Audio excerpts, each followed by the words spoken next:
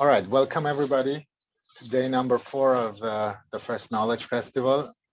It's been a real festival of knowledge as it should be.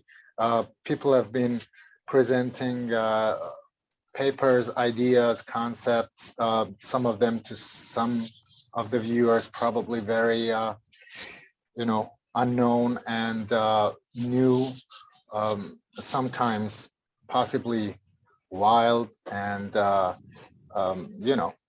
you have to sometimes walk away from your very beliefs to maybe see the points, but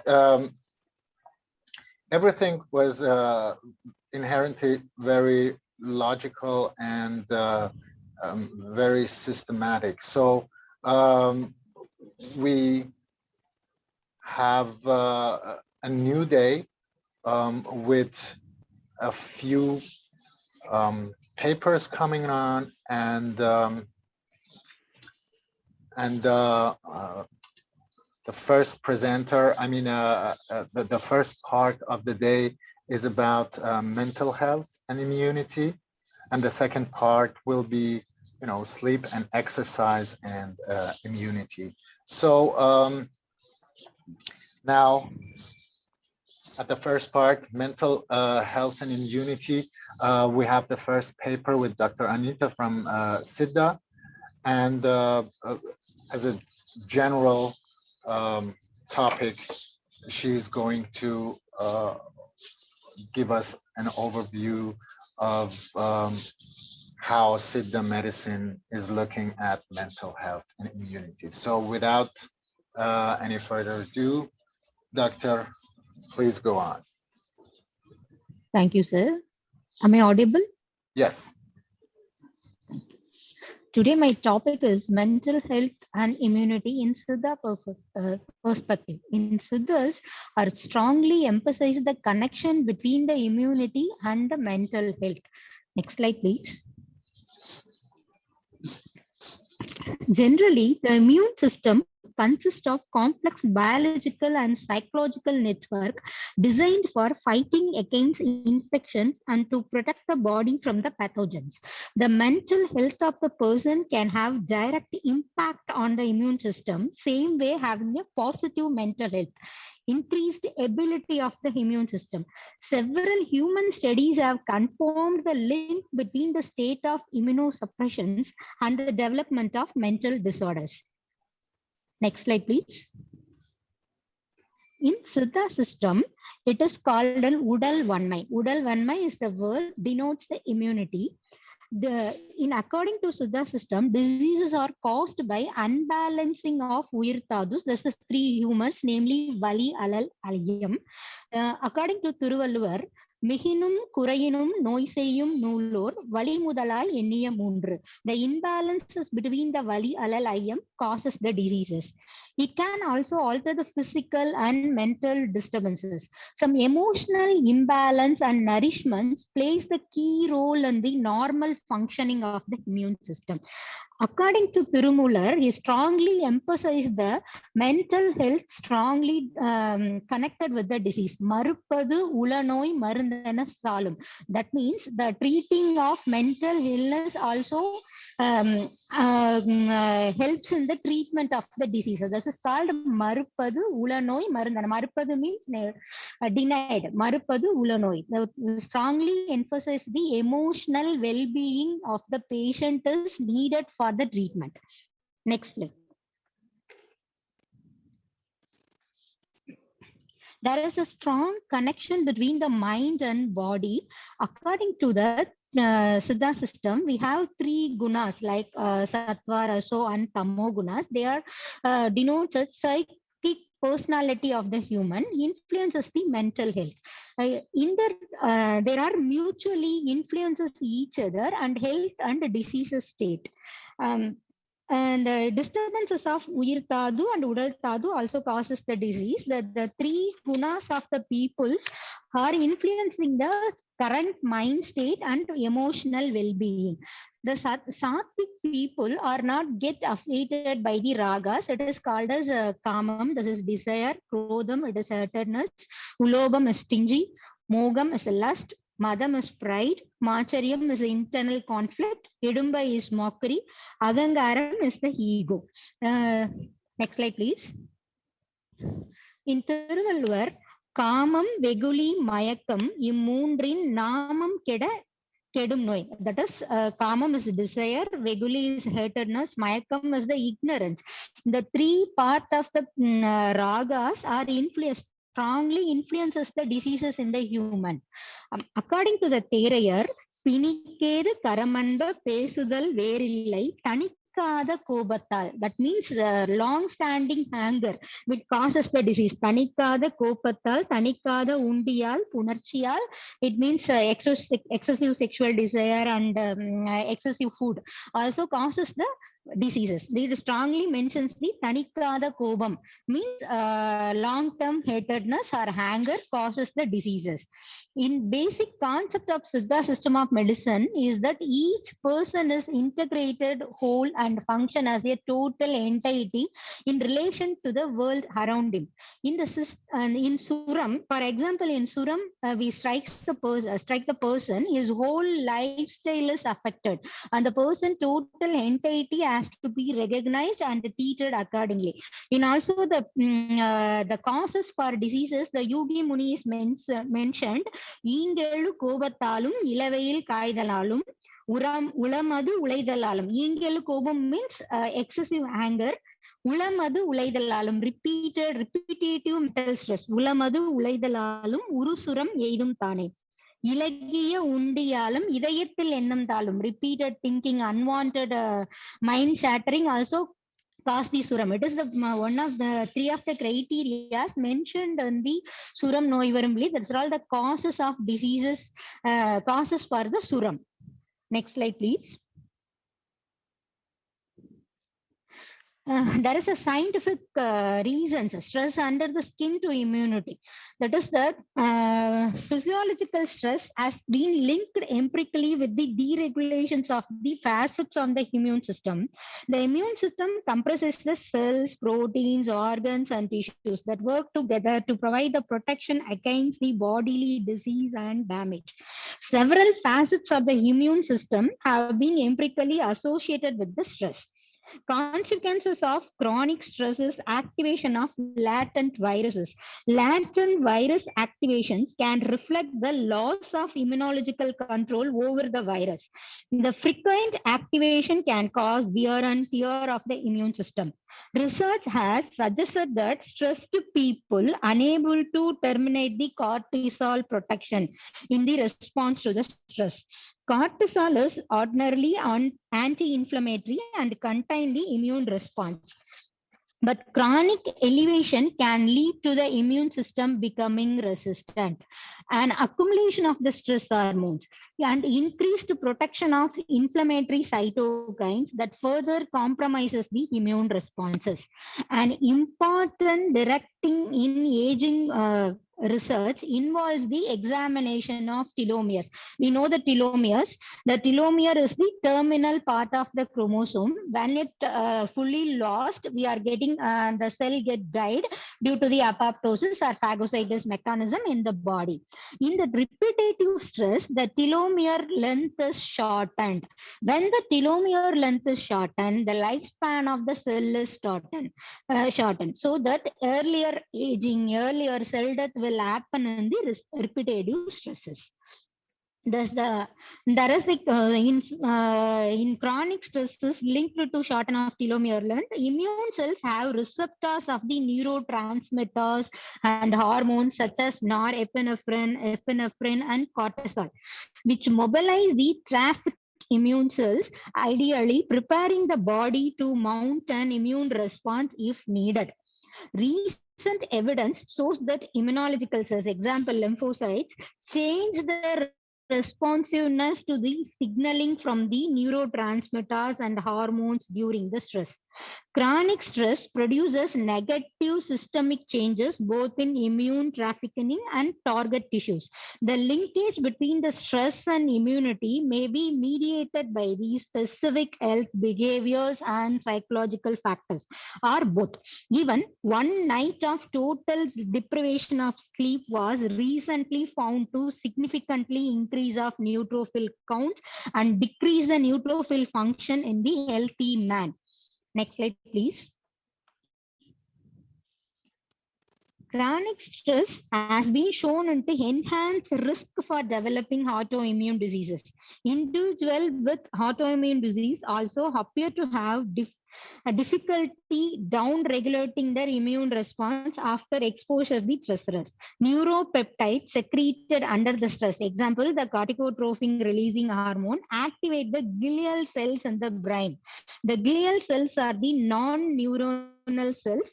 It is supporting, present in the central nervous system and both peripheral nervous system. It is a supporting system of neuron, acts as the response to the stress. That is, the main function is maintaining the homeostasis and control the immune surveillance of the neuronal system. The in possible mechanism autoimmunes, there was an individual response to the stress are being explored. In activation of symptom exacerbation, evidence in those the autoimmune diseases and immune responses and improve the outcomes of immune. Actually, when you lower the disease, the autoimmune diseases get very well cured, very well managed with the medicines. In the glial cells, there is a main impact on the stress.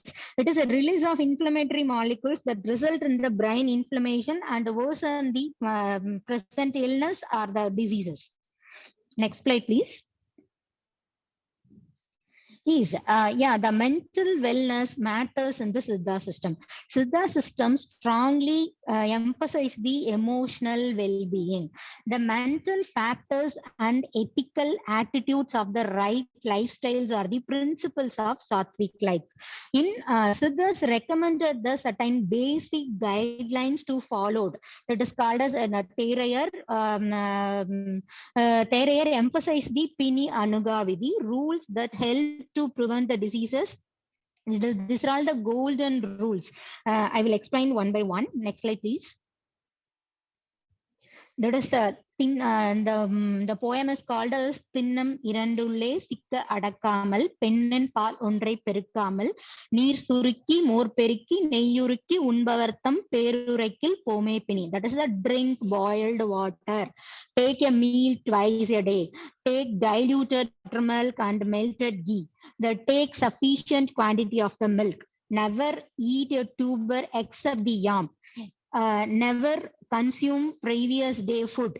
Have your food after feeling hungry. Consume sour curd. Walking after having a good food. Drink water at the end of the food. Take hot water bath after after get oiling or oil massage. Never suppresses the any natural urges like urine, defecations and vomiting, etc. There are the 14 natural urges are quantified in this text. Don't sleep at the daytime. Emetic, you do the vamanam, that is the emetic process in every 6 months once. Purgation, that is called as viresanam, that is every 4 months once. Snuffing, this is the nasiyam, 8 times in the year. Shaving weekly, that is we're going to shave our extra hairs in weekly once.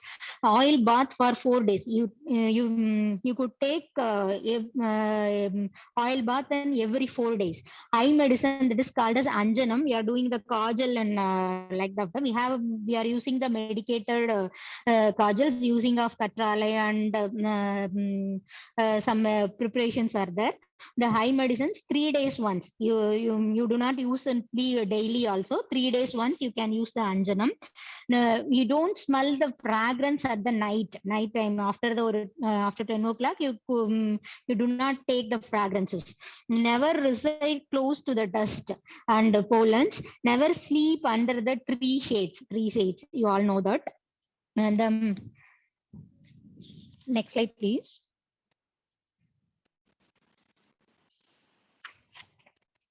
Siddhas have recommended these guidelines to be followed, healthy living, and includes the observation and the regimen. These are all the rules we are following in the Siddha system of medicines. These golden rules are prescribed by our great Siddhas are sound for sound mind and body is almost forgotten today. When followed strictly, keep away the death. These simple preventive principles have an depth scientific value, though they were designed much before the advent of an modern science. That is another philosophy. It is called as Uiranal. We call it as an immunity. That is the body strength. We call it as. It is the subtle essence for the all vital fluids responsible for health, vitality, strength, longevity, immunity, and emotional well-being and spiritual growth. When it is sufficient, there is a health. When it is deficient, there is a disease. Disease strikes at the locations where it is weak. In modern terms, we could say it is something like the essential energy for the immune system. It is decreased by such factor as anger, hunger, worry, sorrow, and overwork. When it is low, causes chronic degenerative diseases as well as mysterious and hard to treat infections and nervous disorders. Siddha's way of lifestyle include the daily routines, detoxification methods like periodical purgation, vomiting, steam inhalation. The Tirumular Yogam, Pranayama, and the meditation strengthen the Uiranal, that is the strength. The strength is everything to do the immunity. It is the softening and shielding to help us to protect the ward of the stress and diseases brought by our physical pathogens, all as psychic pathogens. Next slide. My conclusion is Siddha system of medicine offers the holistic approach to the mental health that integrates the mind, body, and soul. The one whose Uyir Tadus are balanced, that is, I have previously mentioned, Vali Alalayam, whose metabolism is balanced, whose tissues and eliminations are normal. We are following the Pinyanagavadi like Vamanam, purgation, the vomiting purgation, all kind of methods are normal, whose senses and mind are centered in the self. It is we known as the consciousness or whatever we called. The center in the self, consider the as healthy and remains full of bliss. Thank you.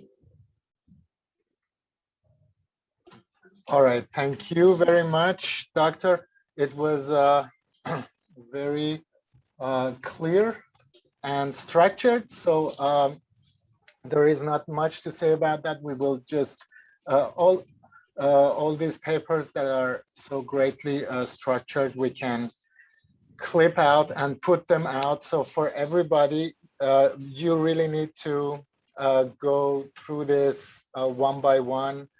Just rewind the video clip and watch what Dr. Anita had to tell us on that, because that was basically a huge amount of information that came at us. Still, it was perfectly clear to understand how Siddha is looking at it. It's just that maybe some things are new to some listeners and viewers. So in that case, really go back and watch it again, maybe 2 or 3 times. Some of the things that are recommended are very easily integrated into everybody's life. Some might be a little hard to achieve because of the things maybe they recommend of the plants or of the maybe not everybody has a massage possibility at home and so on. So, but thank you very much. That was a beautiful presentation. And we will jump to the next presentation for today's first part. So Vinayak, what Dr. is Madhumita? the next one? All right. So Dr. Madhumita will give us an overview, as you can already see, on the role of music, laughter, and positivity on immunity. Also from the Siddha section. So this is, I'm very interested and curious to find out what the role of music and laughter and positivity will be on the immunity. I assume a good one, hopefully. Depends on the music, I guess, but let's hear it from Dr. Madhumita herself. Please go on. Good afternoon, sir. Am I audible? Yes, perfect. Okay. So today's topic is role of music, laughter, and positivity on immunity. Let's see these three aspects. Next slide, please.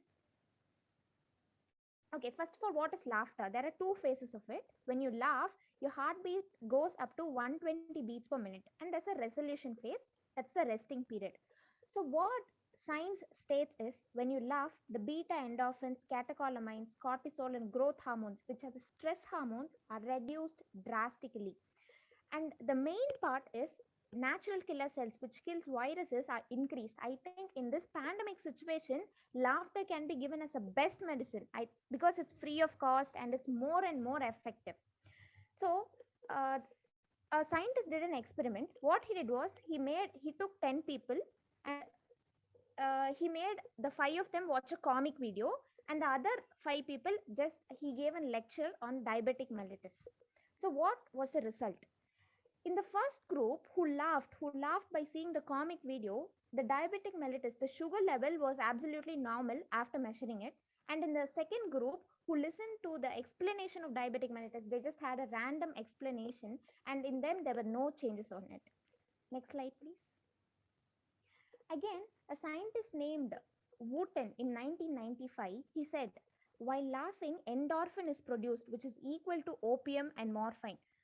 It gives you lots of relief. Burke and Tan in 1986 made an experiment. Again, they took a people of 100 in number, and they separated them into two, and one watched funny videos and the other watched sad videos. In the result, after measuring all the cells in the blood, the the people who watched all the comic videos and who laughed very well for 1 hour, in them the B cells, T cells, natural killer cells, and the gamma interferon increased very much. It increased drastically. I think in Facebook or in social media, if you type Dr. Vikram Kumar Tirupatur in Tamil Nadu, what he did to this COVID patients in this pandemic was he made them laugh, he made them dance, he himself stood there and he laughed with them. For all of them, all of them, the COVID was cured. And recently, he got a medal for this from the chief minister. I think laughter plays a very great role in boosting immunity. Next slide, please. Again, Mary Payne Bennell. What she did was she gave the stimulus. The stimulus was laughter. Again, what happened was the reward system in our brain, which is situated in the hypothalamus, was stimulated. What it did, it increased the oxygen consumption. All of us know that oxygen is the main thing which is needed for a body, and also it also increased the serum IgA level. All these things on the whole boosted the immunity very well. Next slide, please. Okay, now let's see what's the effect of music on immune system. There are different types of music, as all of us know, but the main part is we need to listen to the music which we like, which is very soothing to us. So when we listen to a music very soothing and nice, and when we feel calm, during that time the brainstem activity and the heart rate and the hypothalamus is stimulated and activated. So as we saw before, the reward center is also activated.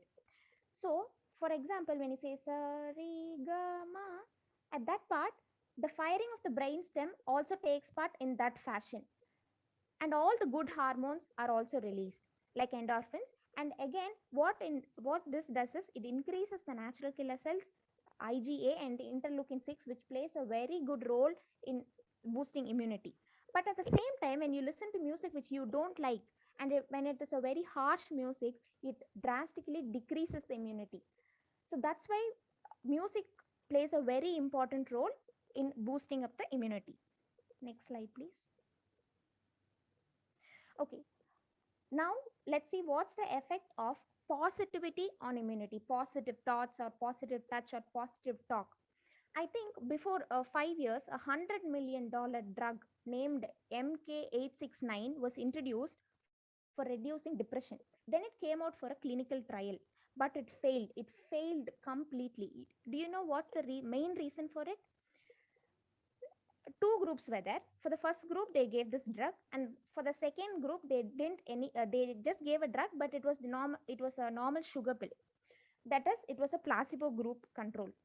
The main reason for its failure was the people who took the drug, in them the depression did not reduce, but in people who took a normal sugar pill and they were just told that it was a drug which was meant for reducing depression, in them 99% of the people, they for all of them the depression reduced. So here placebo won. So just compare the potential of the drug and the thought in your mind. So think again and again and see, it's not the drug which changes the disease in the body, it's your thought that brings all the good things in your body. So what does the thought do? When you think something, your brain activity acts according to it. And here in this particular aspect, your reward center is stimulated. You just become happy. You believe in it. You have hope in it. So obviously, all the good hormones and healing process in your body activates, and you heal soon. This was introduced by Mr. Deepak Chopra, an Indian scientist.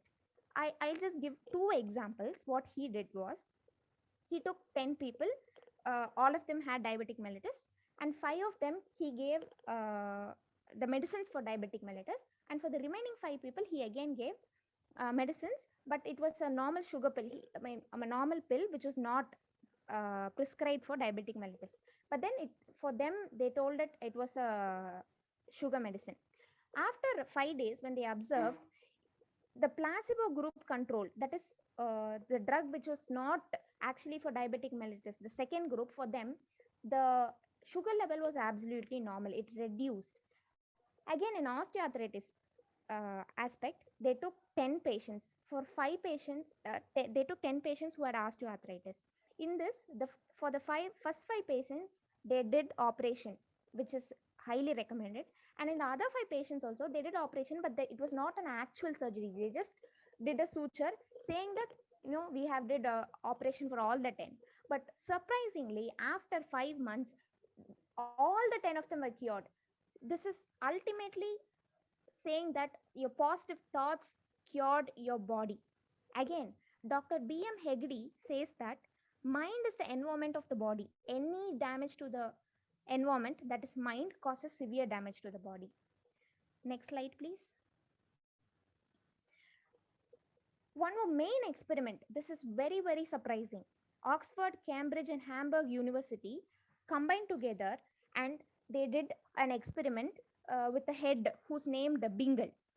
So what they did was, they took patients who had pain, who had severe pain. I think all of us know what's the use of morphine. It reduces pain drastically, right? So what they did was, they divided the people who had pain, they divided them into two groups. For the first group, they gave morphine intravenously and told the patients it's not morphine. So people thought, oh, it's not morphine. So I know they didn't believe in it. For the second people, they gave normal saline. It just had sodium and chloride and stuff. And they told the patients that is morphine. So do you want to know what's the result? For the first group, there was no pain reduction because they didn't believe it. They didn't believe it was the medicine. They didn't believe it.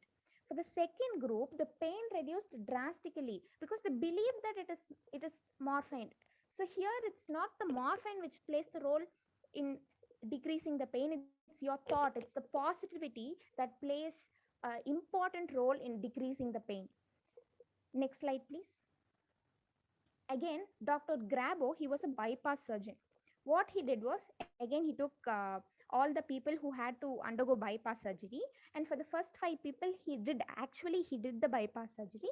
And for the rest of the 5, he just did a normal suture and just told them, I did the surgery, and after 6 months, you'll be perfectly all right. Surprisingly, all the 10 of them, even for the patients who didn't undergo the surgery, all the 10 of them were perfect after 6 months. And even after 1 month, after a year also, they checked his blood circulation level and heart rate and cardiac output. For all of them, it was absolutely fine. So this was another example where positive thoughts has an important, I think, major role in boosting up all the immunity and curing your diseases. So what happens when you have positive thoughts? When you say I can do it, when you say it will be cured, when you say I will be fine, your forebrain is awakened. So when you have no hope and when you don't have any positive thoughts, your forebrain sleeps. So when it is awakened, it secretes all the hormones which can cure all the diseases which is present within our body. But when we don't have hope and when we don't have positive thoughts, it sleeps, and normally all those secretions will not take place, and the healing process will not happen in our body. So this is the power of positive thoughts. Next slide, please. Okay, this is my personal experience. I have I bought two plants. Both are the same plants. I bought it from the nursery before 4 months, and I started growing this in my house. So what I did was I watered them equally. I just gave manure to them equally. But for the first plant, which is grown big, I touched it every day, saying that you'll be fine, you'll grow well, and I touched it with positive thoughts. But the second plant, I didn't do it. So this is the picture after 3 months. Can you see the difference? This is proven. This can you see the difference how the first plant has grown? So I think the positivity is is not one. It is actually the major medicine which should be uh, given to all the patients. All the nurses and doctors should boost them up. Should say that they will be fine. And I think by those belief, they will be cured very easily. Nature has given all of this very freely. It's cost free, it's highly effective. Just because we use the words music, laughter, and positive thoughts and all words are used just like that in our day to day life, doesn't mean that it has no value. It has high value, and all the people in this world, all the doctors, all the scientists should understand it and also should share all these thoughts to all the people in this world, so that people will be very happy, because healing occurs within the body by themselves, just because by believing it on them. Anciently, all these practices were indulged, and it was a part of a day-to-day life. For example, if you wake up in the morning, anciently in Tamil Nadu, in India, I'm saying, wake up. When you wake up, you'll after eating, you'll go to work. While planting the plants, also they sing, they hear music, and they plant. It was a very happy time. And after that, occasionally, not occasionally, very frequently, they'll have functions, and they will laugh out loud. And every night, all the neighbors will come and gather at one place in their house or under the banyan tree. They'll sit and laugh together. Just because it was a very normal process of the day to day life doesn't mean it didn't have value. It had lot of value, and that's why all the ancient people had a very great life. And as of now, we are not laughing much, we are not relaxing ourselves, we are losing hope, there are no positive thoughts in this world. And that's why our immunities are getting low. So take all these examples from the ancient people, and as it is being proven now, take that also in your mind and tell all and cure all with this positive thoughts and musics and laughter. Thank you. Thank you very much. That was great. uh, so it makes me feel better about, I've been, I guess, the only one laughing out loud during these days, because most of the people here are pretty serious also. Not that they'll be too serious, but the matter is serious, and the papers, it's a serious work. But it's good to hear from different sides that really laughing is is in itself not only good for the body and the functioning, but for all the departments of your body and mind. But just, I mean, one thing that made me laugh a lot was that experiment of Dr. Garbo or Grabo, I think was the name. I would like to have him on for an interview, because that's a pretty risky arrangement there. Telling people they had their bypass surgeries, but in the end, I mean, probably the man knows what he's doing. So in that case, he's the specialist, and it worked out that well even in those cases. So the only thing I would like to ask you is, maybe, is there also some kind of, I don't know, baseline on what kind of music is considered helpful to the immune system and what kind of music not? Is there some sort of harmonic background? Is there stylistically defined that you could say maybe this kind of music is helpful? And because just as we thought, the bad music, the non-fitting music is counterproductive to the idea of immunity. So is there anything, maybe just concluding this beautiful paper, is there any scale of styles of music where you would say this one is better or this one not so much? Yes, sir. So the first priority which you should give for selecting the music is the instruments which are playing, and on the whole, the bass level, everything should be low. It should be calm, and you shouldn't rush on the music. You should feel very peaceful while listening to it. And with the same instruments, if all the pitches and tones are very high and you're rushing through the music, you won't get the calmness in your mind. That is the first priority. The second one, your mind will itself say, I like to listen to this kind of music, which means you like that kind.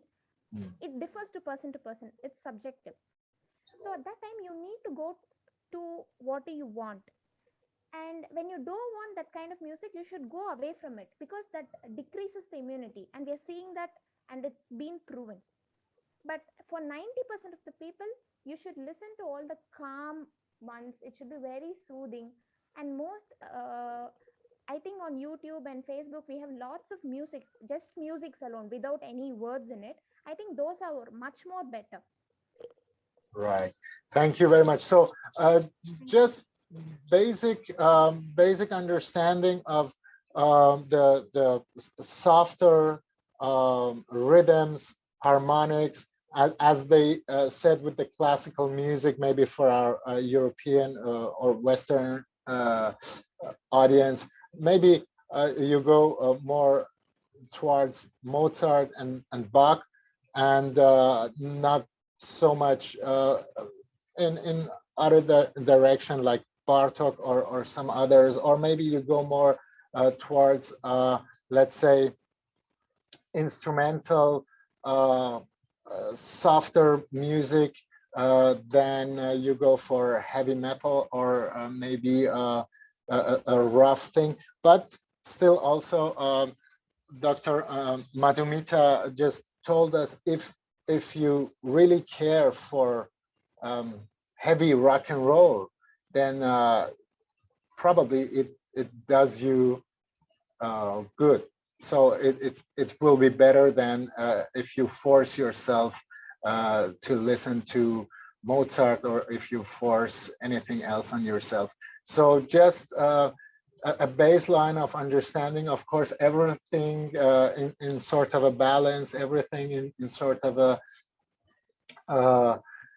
an basic understanding of yourself, of your body, mind, but it was really eye-opening and a beautiful presentation. Thank you very much. So now we can go to the last presentation. I think we Coming. have two more. I think we have two. Oh, we have two. Okay. Yeah. So- Dr. Madhumita, just for like, if you're interested, just look into sematics. You know, it's this aspect of converting sound into images, and that would be interesting for you to look what different kinds of sounds and frequencies, how it can be visualized actually, and that will give you some idea about visualizing this aspect of positivity and things like that. So Yes, sir. Sure, sir. Thank you. thank you very much. Stay back with us, till the discussion. We'll be happy to have you with us. Sure, sir. Yeah, thank you. I think next is Dr. Mariraj. This is a slight backlog from the previous talk. Okay. So I didn't have her on my list, so that. yeah. Okay. I'll just put her in. Just a moment. Because Dr. Priyanka came in too.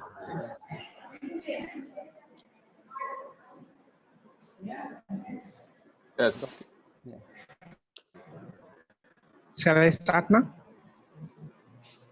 I, Hello? Am I hello? audible? Yes, you're audible. Everything perfect. You can start right now. Thank you so much. Thanks. So good afternoon, everyone. And today I'm Mariraj. And my topic is role of nutrition in the immune system. So shall I start next slide, please?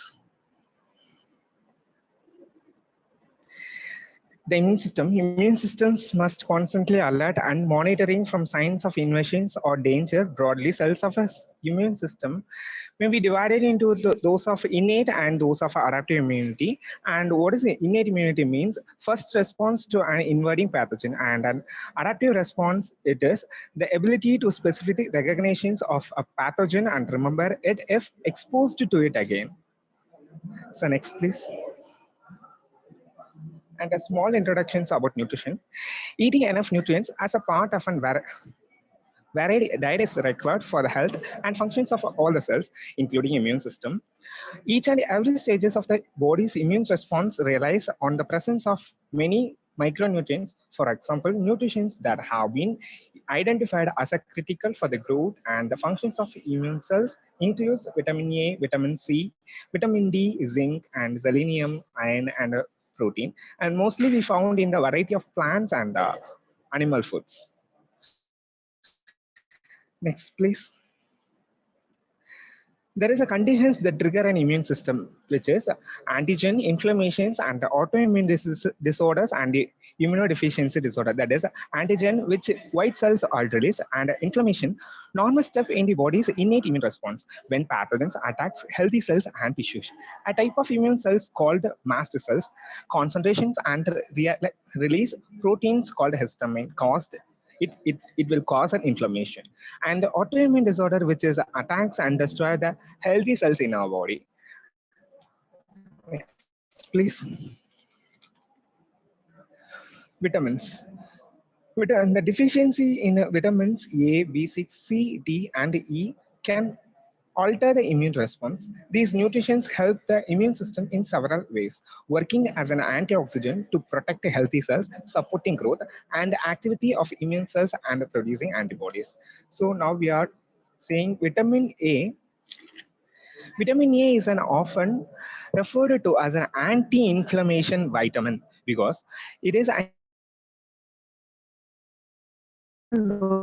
the development of the immune system, and it plays a regulatory role in the cellular immune response and the humoral immune process. Vitamin A is important for epithelial cells, integrity, and immune functions of mucosa, and that is factor is severe measles. And the sources, it's egg yolk, butter, cheese, whole milk, green leaf vegetables, carrots, etc. And its recommends in male 900 micrograms per day and the female 700 micrograms per day. So next, please. And vitamin C helps in the protections against inflammations and inform by supporting various cellular functions of both the innate and adaptive immune system.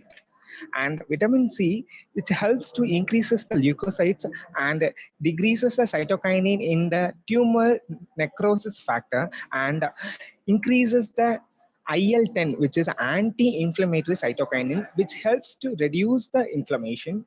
And its sources: fruits, cabbage, green leaf vegetables, tomatoes, potatoes, and liver of ox and calf. Recommend and male in male and females of both say per 65 to 90 milligram per day.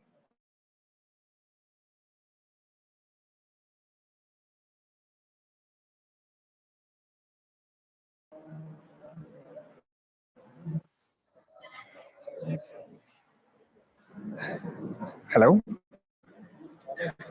Vitamin D. Vitamin D. Vitamin D, sir.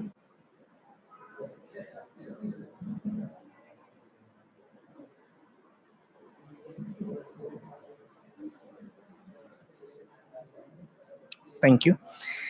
It is increases the differentiations or catalytes and which is helps to increase the differentiations of the macrophages, which is kill the bacteria, and helps to increase the gamma interference, interleukin 2, and the T H cells. T helper cells, which is used to increases by vitamin D and promotes the anti-inflammatory cytokinin, and it stimulates. And the sources of vitamin D is fish, especially salmon, fresh tuna, and red meat and red yolk, most fat fats, and some breakfast cereals. And recommend male and female are equal, that is a 5 mg per day. Next, please.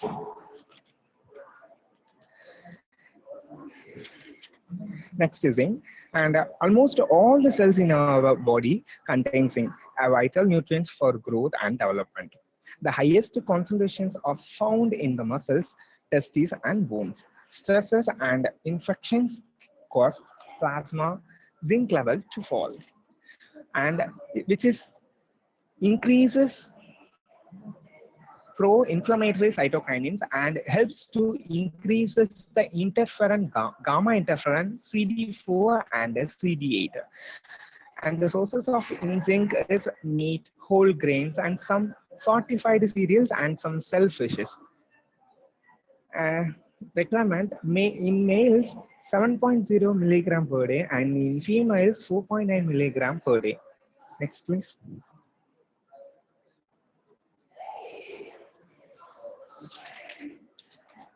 Selenium, an important component of the body antioxidant system, and it protecting the body against oxidative stresses.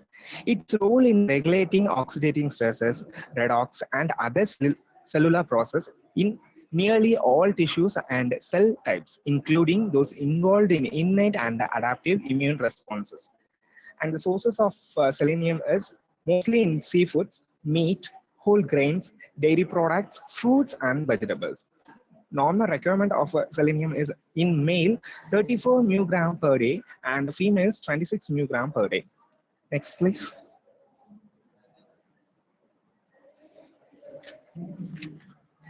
Omega-3 fatty acid, which helps to increase the oxygen generations and also helps to increase the antioxidant property. Next, please. Conclusion. During the flu seasons, people often seek special foods or vitamin supplements that are believed to increase or boost our immunity. Nowadays, we are using chemicals and are reducing the nutrition values in the diet, which plays a major role in the immune boosting. Let's create awareness and conserve the nutrition for the best immune and health. Thank you. Thank you very much. This was Dr. Mariraj, who was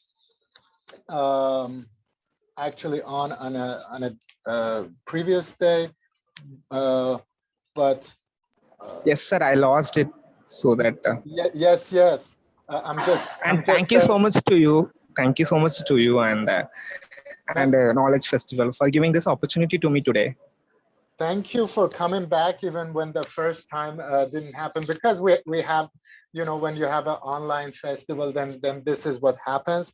But some people just have a kind of a tight schedule, as everybody nowadays, and cannot make it back for a second run. But you made it. We're very grateful for that. To have this paper on. Again, we'll be discussing all these ideas and concepts at the discussion round. And now I would say we're going to our final paper for the first part. This will be, we have Dr. Priyanka, who she's in, right? Yeah. I felt like she, oh yeah, here she is. So Dr. Priyanka Srinivasan, who maybe you have to unmute, Doctor, to speak, because we're not hearing you.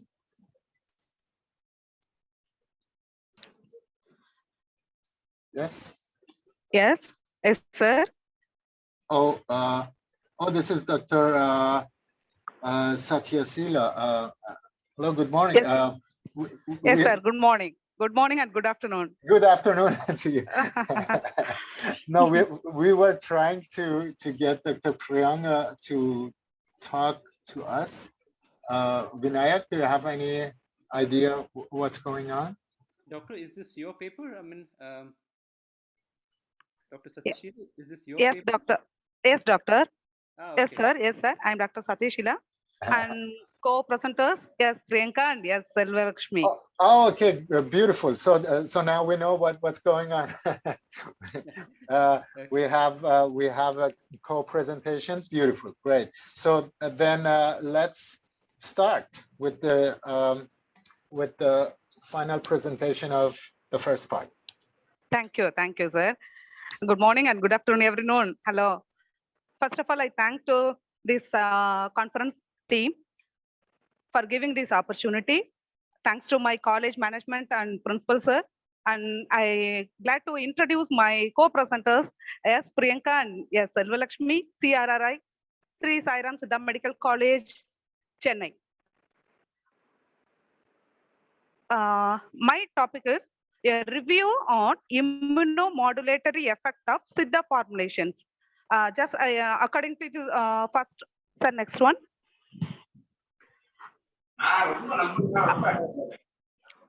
According to our Siddha system, according to this poem, medicine is referred.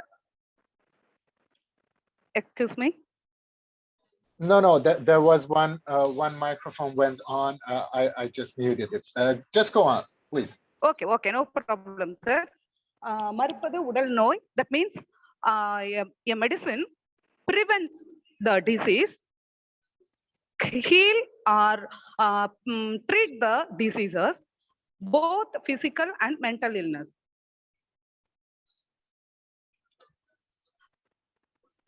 Introduction to Gorosanai Matarai.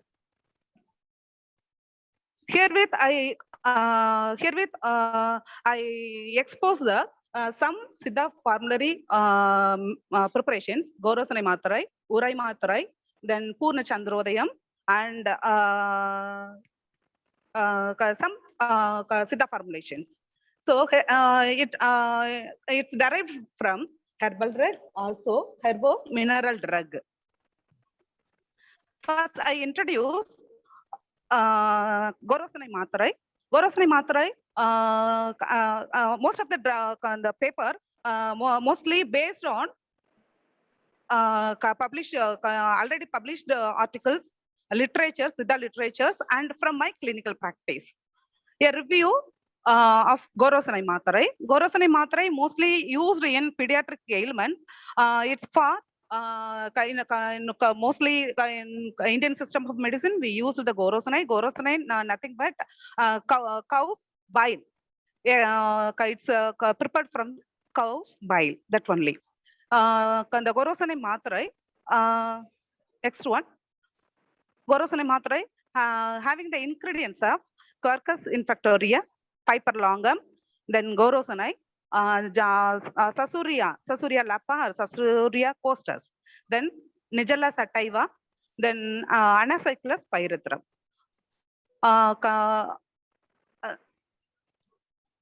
Already Gorosanai Matarai published by some doctors from the Sri Lankans.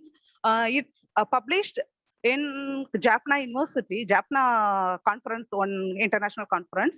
I reviewed it. They published the trialed the paper, clinical trial. 50 children they used. 42 male patients, 56% females from two different places for cold and prevent the cold, because that people having repeatedly affected by common cold. So the doctor given the clinical trial for the two places to prevent the common cold. So the result is preventive measure, both of the places 11% and 14%, then relieved from the cold 83% and 75%. Next one is the Gorosanai Matarai, commonly used in pediatric ailments. Next one is Sindal Charkarai. Sindal Charkarai, nothing but it's derived from the Tinospora cardifolia. Tinospora cardifolia, it's called Guduchi Sattva in Sanskrit. Chatva means extract. So that the extract from Tinospora cardifolia. Already the research articles, immunomodulatory effects of Tinospora cardifolia already on macrophage activation published. So I include that immunomodulatory effect of isolated fractions from Tinospora crispa, INFY, IL-6 and IL-8. Then the result is the immunomodulatory effect of Tinospora cardifolia already they proved and published. So the Siddha medicine, Sindal Charkarai, it's called Sindal Charkarai, Sanskrit Guduchi Chatva. It's a very good immunomodulatory effect. It prevents the disease. It prevents the disease. We know the immune system, what is immunity? It limits the growth of organism or limit the growth of entry. Also called immunity. So these medicines working give good results. Entry also, limit the entry also, limit the growth of microorganism also. So the Tinospora cardifolia extract, that means formulation name is Sindal Charkarai. It's having good effect of immunity. Next one is Urai Matarai. Urai Matarai also used in Indians, especially in North Indians. Karnataka, Kerala, then Tamil Nadu used more, even though practitioners, registered practitioners also used it, having the next one, sir. Urai Matarai. Next one, sir. Next one, sir. Next one, sir. It contains Quercus infectoria. Next one, Piper longum. Thank you, sir. Glycyrrhiza glabra, Myristica fragrans, Gingiber officinalis, Anacyclus pyrethrum, Acorus calamus, Terminalia cebula, Allium sativum, then Ferula asafoetida. Next one, sir. Already the individual properties from the botany department, they published the paper having the actions. That means anti-inflammatory, then having the contents of tannin, because already I told the Gorosanai Matarai also having Quercus infectoria, Piper longum and Anacyclus pyrethrum. In same, this preparation also having Quercus infectoria, Piper longum and Anacyclus pyrethrum. Most of these content like Gorosanai, Anacyclus pyrethrum, Quercus infectoria and Piper longum, it acts on over, especially Gorosanai, it acts on over respiratory muscles, then CNS system, then cardiac system. That's why we give the Gorasana Matre or Urai Matre in pediatric ailments. Not only ailments, in prophylactic action from the birth. From the birth, we use the drug for prevent the disease, also prophylactic. Next one. Review on research articles over the Urai Matrai. Already it published by Dr. Satya Rajeshwaran from CCRS. The Urai Matrai anti-inflammatory and analgesic effect. So I input this input this paper also. The Urai Matrai having anti-inflammatory and analgesic effect of Urai Matrai. Next one, sir. Next one, sir. The trial method is here. Next one, sir. Thank you, sir. Next one. Purna Chandrodayam. Yes, sir. Thank you. Purna Chandrodayam. This is herbo mineral drug composed 12 raw materials and medicines used it. It's mainly used for bronchitis, cough, allergic rhinitis, etc. Also, it giving also it include Kayakalpa drug. We know what is Kayakalpa. Kayakalpa also treat the diseases, physical diseases, treat the mental diseases, treat the prevent the diseases. So the Purna Chandrodayam also under Kayakalpa drug. This used by 2 tablets with betel leaf juice. This is given by time after food. It having adjuvant betel leaf juice. Betel leaf juice also having enzymatic activity known well. Enzymes activities, digestive enzymes are this betel leaf juice act like as enzymes, digestive enzymes. That's why we give the betel leaf juice or betel leaf for pediatrics. So the Purna Chandrodayam having the ingredients of Cinnamomum camphora, Illicium verum, Cinnamomum tamala, Mystica fragrans, Syzygium aromaticum, Cinnamomum vitae, then Piper nigrum, Piper longum, Gingiber officinale, Saccharum officinorum. Review on research article over the Purna Chandrodayam. The Purna Chandrodayam also the toxicity studies also done. Herewith I conclude the medicines Urai Matrai, Purna Chandrodayam, Gaurasana Matrai we are using in daily practice. Also Purna Chandrodayam and Gaurasana having high content of calcium. The calcium may reduce the in COVID time we use the calcium or vitamin D3 more quantity because it reduces the inflammation, also prevent the infection. It reduces the infection also. It reduces the respiratory difficulties. So the Purna Chandrodayam Gaurasana Matrai acts on respiratory muscles also. So it reduces the breathlessness, then side effects also. Herewith I conclude the Purna Chandrodayam, Urai Matrai, then Gaurasana Matrai having good effect to prevent the disease, also reduce the symptoms. That's why I include this immunomodulatory actions in Siddha formulary preparations. Gaurasana Matrai, Urai Matrai. Not only this only, having more Siddha formulary preparations having immunomodulatory effect. Just I review 4 medicines only. Thank you, sir. Thank you very much. So this was a very straightforward and structured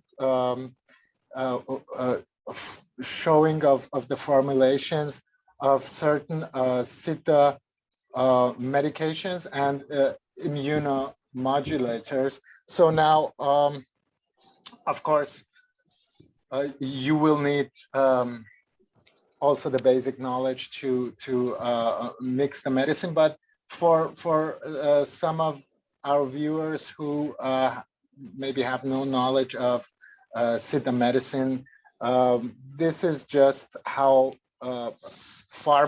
pharmaceutics work around the world, and basically everything we get in a modern medicine pharmacy is also basically extracted from some plants or some produces. Only one question before we go to we finish this, Doctor.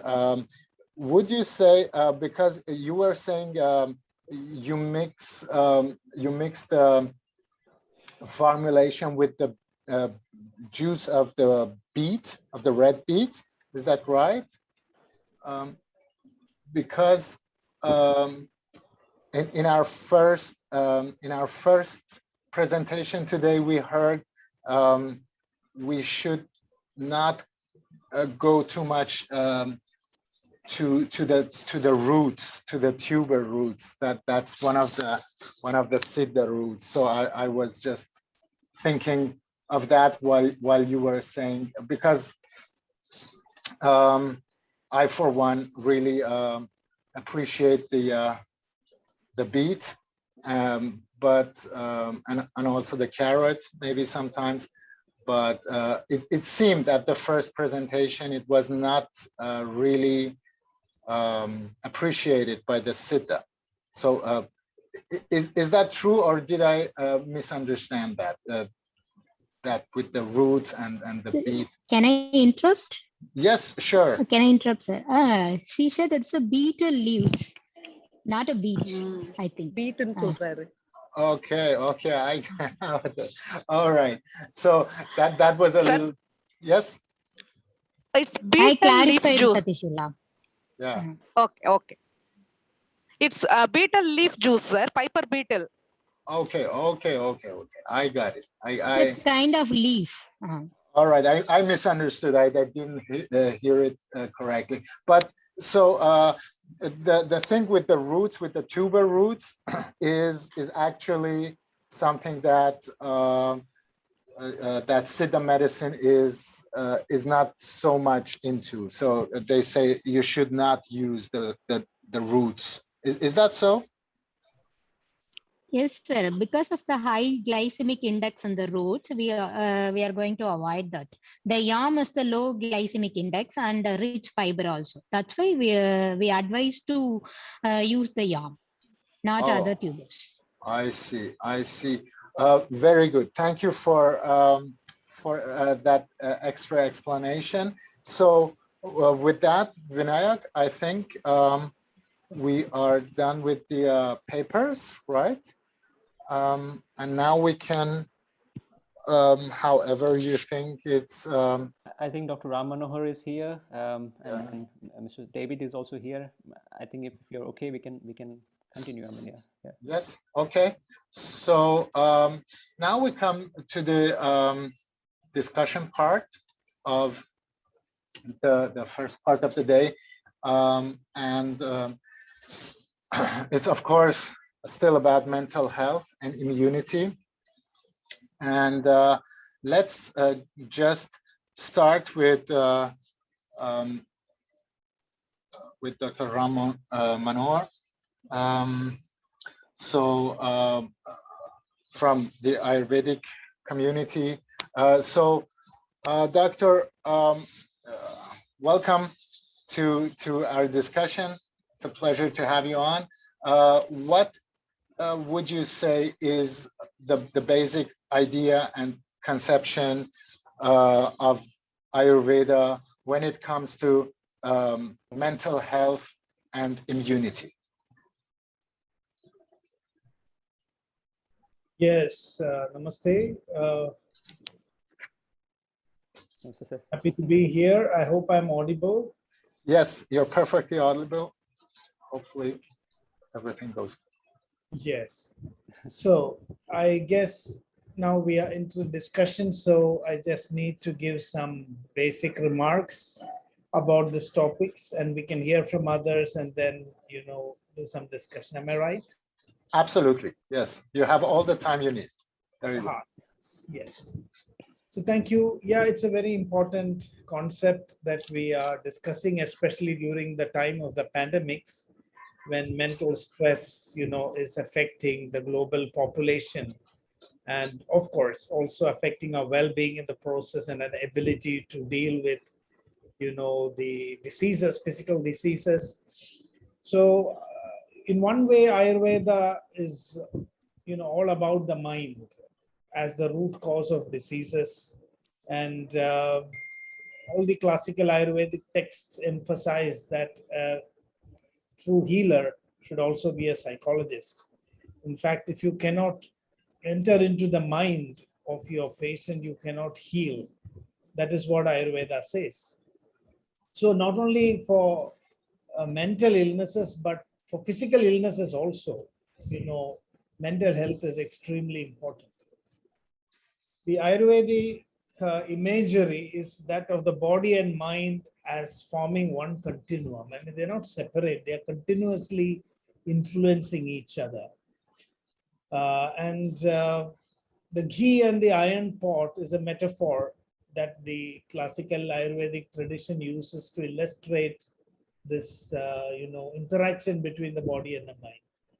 So just taptajya ghadayo riva, just like if the ghee and iron pot, if either of them gets heated, the other also invariably gets heated. So there is no truly physical disease or truly psychological diseases. All diseases are psychosomatic. So if one is affected, the other is affected. It is very interesting that Ayurveda has, a very interesting idea about this mind-body axis, which it explains through the trigunas and tridoshas. And I'm struck by the similarity to modern ideas about, the PNEI axis, like psycho, neuro, endocrine, immunological axis. I'm not saying that this is all the same, but the same reality being perceived by two different epistemologies. And there is a parallel and correlation. So the PNEI axis is all about how there is always a constant crosstalk between, the body and the mind, the psycho, neuro, endocrino, immunological axis.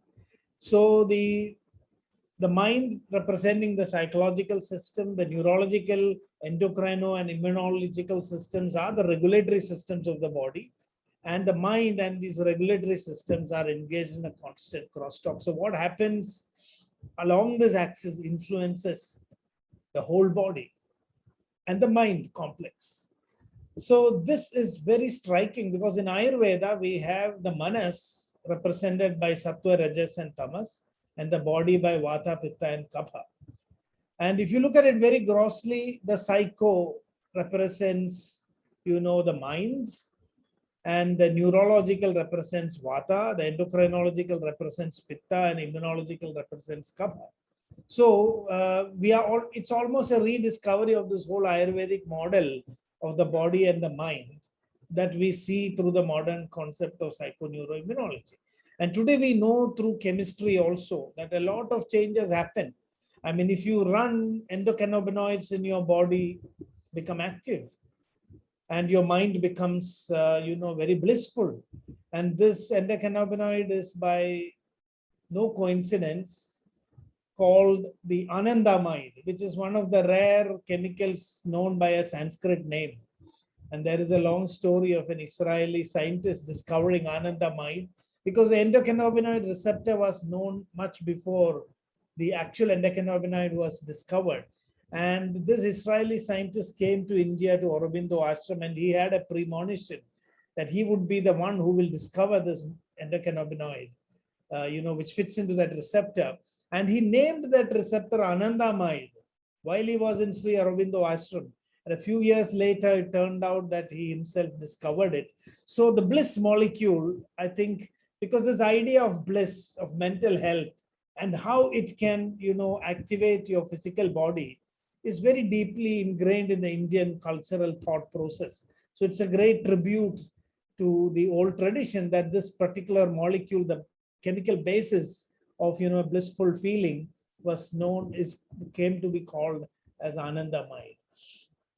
So what I wanted to point out in the little time that we have is that the mind is influencing the doshas, and the doshas are influencing, our immune system.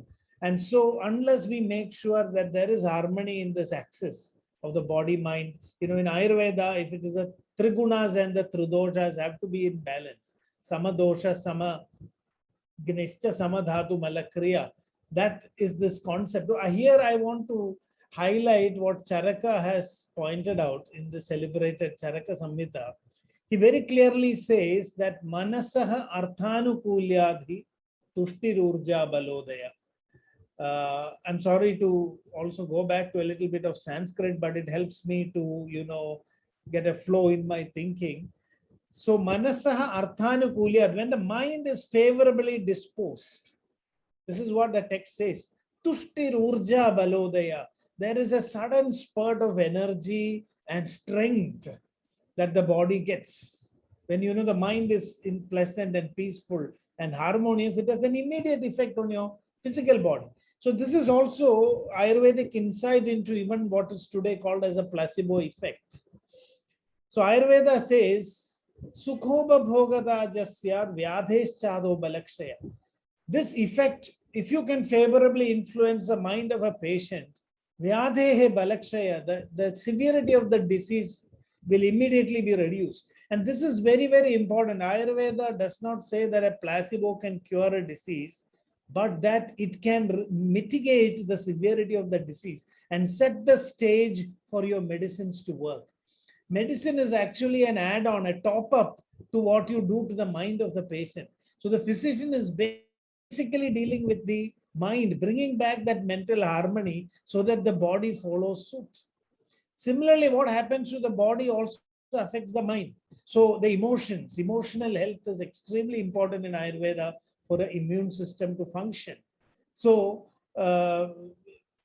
bringing in that mental health is almost like a vaccination for Ayurveda. We have to give that boost to our mind every day, make it peaceful, harmonious, bring the higher, sattvic emotions, which Ayurveda says very important for your physical system to function properly. So this has always been a part. I would even say that in Ayurveda, placebo is acceptable from this point of view. Today, modern medicine has gone to the point where trying to avoid a placebo effect, they are, creating a situation where we have to pop a pill after the other, because we cannot believe in anything. We need stronger and stronger medicines because we have lost belief in our mind. We have lost belief in ourselves. We have lost belief in the powerful healing effect of our own mind. The mind actually activates not only our immune system, the entire inner being comes to life when the mind is, pleased and at ease with itself. And this is not just, when you say mental health in Ayurveda, it is also very deep. It is actually discovering your inner potential. That is when we can be mentally, stable and peaceful. When I know why I am who I am, and that my position in this world is unique, and that, my existence is a celebration, and that I can be happy without any reason. This is a sign of health in Ayurveda. So this is ingrained into the definition of health by Charaka. Sukha samjnagam arogyam. Health is synonymous with happiness. Happiness means, sukha means being in a good space. Sukha means creating that inner mental space in which you are at comfort, at ease with yourself. So mental health does not mean, just that you do not have any major psychiatric illnesses. Today, we are having only a definition of health which is based on negating the certain things, absence of certain things. But, we need to affirm in the positive elements of what is higher mental health, which can bring a big transformation into our physical system. So the Ayurvedic texts say kama, which emotions affect which doshas. And by affecting which doshas, our immune system gets modulated. Sometimes your immune system gets hyperactive. Autoimmune disease, this is because of the stress today. Kama, shoka, bhayad, vayuhu. When there is kama, shoka and bhaya, the emotion of fear, the emotion of anxiety, the emotion of, overt excitement, vata gets disturbed. Your immune system can become weak. On the other hand, krodhat pittam, if there is a lot of fury, anger, retaliation, rebellion, then your immune system becomes hyperactive because pitta is, activated. And if you get into a depressive state, kapha is affected. So today we are having a lot of talk about boosting immunity. I mean, there is no such concept in Ayurveda. Immunity needs to be balanced, not boosted. Because boosting immunity means autoimmunity. Your immune system being hyperactive is not good for you. And this is the strength of Ayurveda, because we say that through the agency of the tridoshas, we can strike that optimal balance. Immune system has to be dynamic. Any system which is not flexible is harmful for your system if it is one directional. So the tridoshas are keeping everything flexible. At any moment you can pull them in whichever direction you want. So it is what is today called as adaptogenic effect. If you have a high blood pressure, you have to bring it down. If you have low blood pressure, it has to go up. This is how the body survives. Every day, this is what the body does. It's going up and down. This is what we tell in Ayurveda as Vriddhi, Chaya, and Samatva. That it is like a pendulum. It is not at the center. It is shifting continuously. And this is like a big gymnastics, a big circus that the body is involved in maintaining health. And here the idea of balance is important. And the mind is the fulcrum in which this balance happens. If the mind is stable, your autonomous nervous system is continuously modulating these effects. And if there is an imbalance between the sympathetic and parasympathetic system, if there is what is today called as known as a sympathetic overdrive, which is a vata pitta problem from an Ayurvedic perspective, then your system becomes very rigid, and over time you invite very severe sickness. So mental health, immunity is one part of it, because when you look at it, PNEI, it's vata, pitta, and kapha. The mind can trigger degenerative processes, inflammatory processes. All the pathological processes in the body can be triggered by your mind. It is our mind that makes us sick or well in the ultimate analysis according to Ayurveda. So it's not just about, immunity. So these are some of the thoughts. And one very important thing is the body and the mind have to support each other. This is also a very important concept. We cannot say that with the mind alone, I can make my body strong. It's a, bidirectional relationship. The body needs to generate, good food. From that matter, we look at it reverse, the whole concept. Good food is very important for your mental health. Proper digestion and development of what in Ayurveda is called as ojas. So here mental health according to Ayurveda is also connected to good lifestyle, because without a good lifestyle, you cannot maintain a good metabolism. And without that, you cannot have a healthy mind. And then the healthy mind has its own effect on the body. And this is how this whole system, balances itself out. So good sleep is extremely essential for mental health. If you cannot sleep well, over a period of time, your mental health is compromised. This is according to Ayurveda, and the connecting link between the body and the mind is ojas. This is an enigmatic concept in Ayurveda, and the older systems, we don't know what it is. But conceptually, what we say is it's a functional principle that when your body's metabolism and digestion is optimal, the food that you eat is transformed into the finest form, which can burn, without producing any waste. That is the concept of ojas. Just like today we are making gasoline and purifying it, and we have Euro 4, Euro 6, like this, it goes on, because you're refining it to reach a point where the pollution that comes out while the fuel is burnt is minimal. Now, ojas is a perfect fuel. So it's a a logical endpoint of your digestion and metabolism. Why are you eating food? Because you need that energy. And ojas, is most harmed when you have these emotional outbursts. Anger, you're hurting yourself when you're becoming angry, because you're burning ojas that you have accumulated through years, maybe decades of hard work. In one moment it is lost. Oja chiye the kobakshu dhyana shoga sramadimi. You become worried, it's at a cost, your ojas is gone. So, that is why Ayurveda says, Purvabhibhashi sumukha suvesha sunimitada. When you go out, be the first person, put a smile, sporting smile on your face. It increases ojas. It activates ojas in the person in front of you. Purvabhibhashi sumukha. And, have some compassion, because this is protecting you and protecting everyone. So this is according to Ayurveda. That is the reason why the root cause of all diseases is what we call as the ragadi doshas, the emotional stress in the mind. And the Ashtanga Hridayam, I would like to conclude here, because everybody should speak and contribute. Yes, no, beautiful. Thank you. Now, while we have you here, let me just put in one or two questions here that came up because we are on the fourth day of the festival. We have had a few papers and discussions, and maybe while we have the master on, we can ask him some of the things that have remained untold. So, for example, we had nutritionist experts, for example, Dr. Geeta, who told us, like with the vitamin D, vitamin D2, and so on, it might be like a needed supplement for certain people.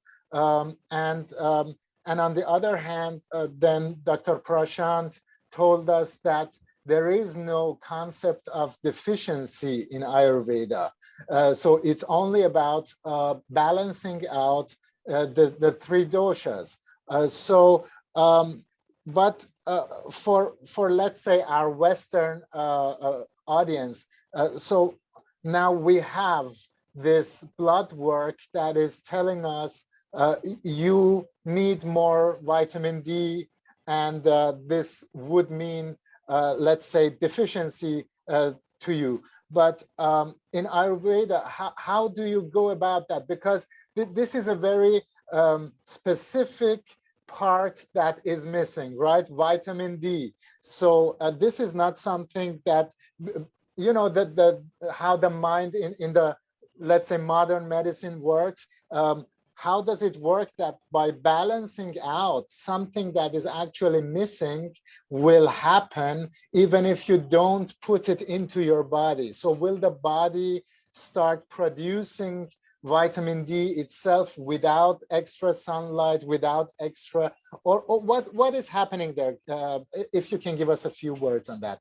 Yeah, this is a very interesting question, and this is because it's been difficult sometimes to build bridges across two theoretical systems which are based on extremely different epistemological frameworks.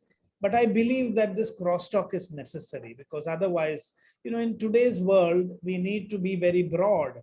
We cannot be fanatic. I mean, what I see is that when we have different systems like Ayurveda and modern medicine, we have more richer frameworks and lenses to see the world of our experience. So it makes us all the more richer. So we can, look at different frames and lenses to understand different aspects of reality. And I think one fills the gap left by the other. So I'm not, against modern concepts. And I think we need to explain this. Now, coming to this in Ayurveda, it was all about, when you say balance, it's about bringing all the major, factors together in a harmonious way. And then all these deficiencies will be taken care of, because in Ayurveda, we need exposure to sunlight. We need, Ayurvedic classification as food is very broad. We have all sources of proteins, like we divide food categories, the liquids and the solids. Each one of them is subdivided into broad categories, which a common man, without knowing any proteins, vitamins, if they follow this principle of balancing these categories, like you have cereals, pulses, meat, everything is described in Ayurveda, sugars, milk, then ghee.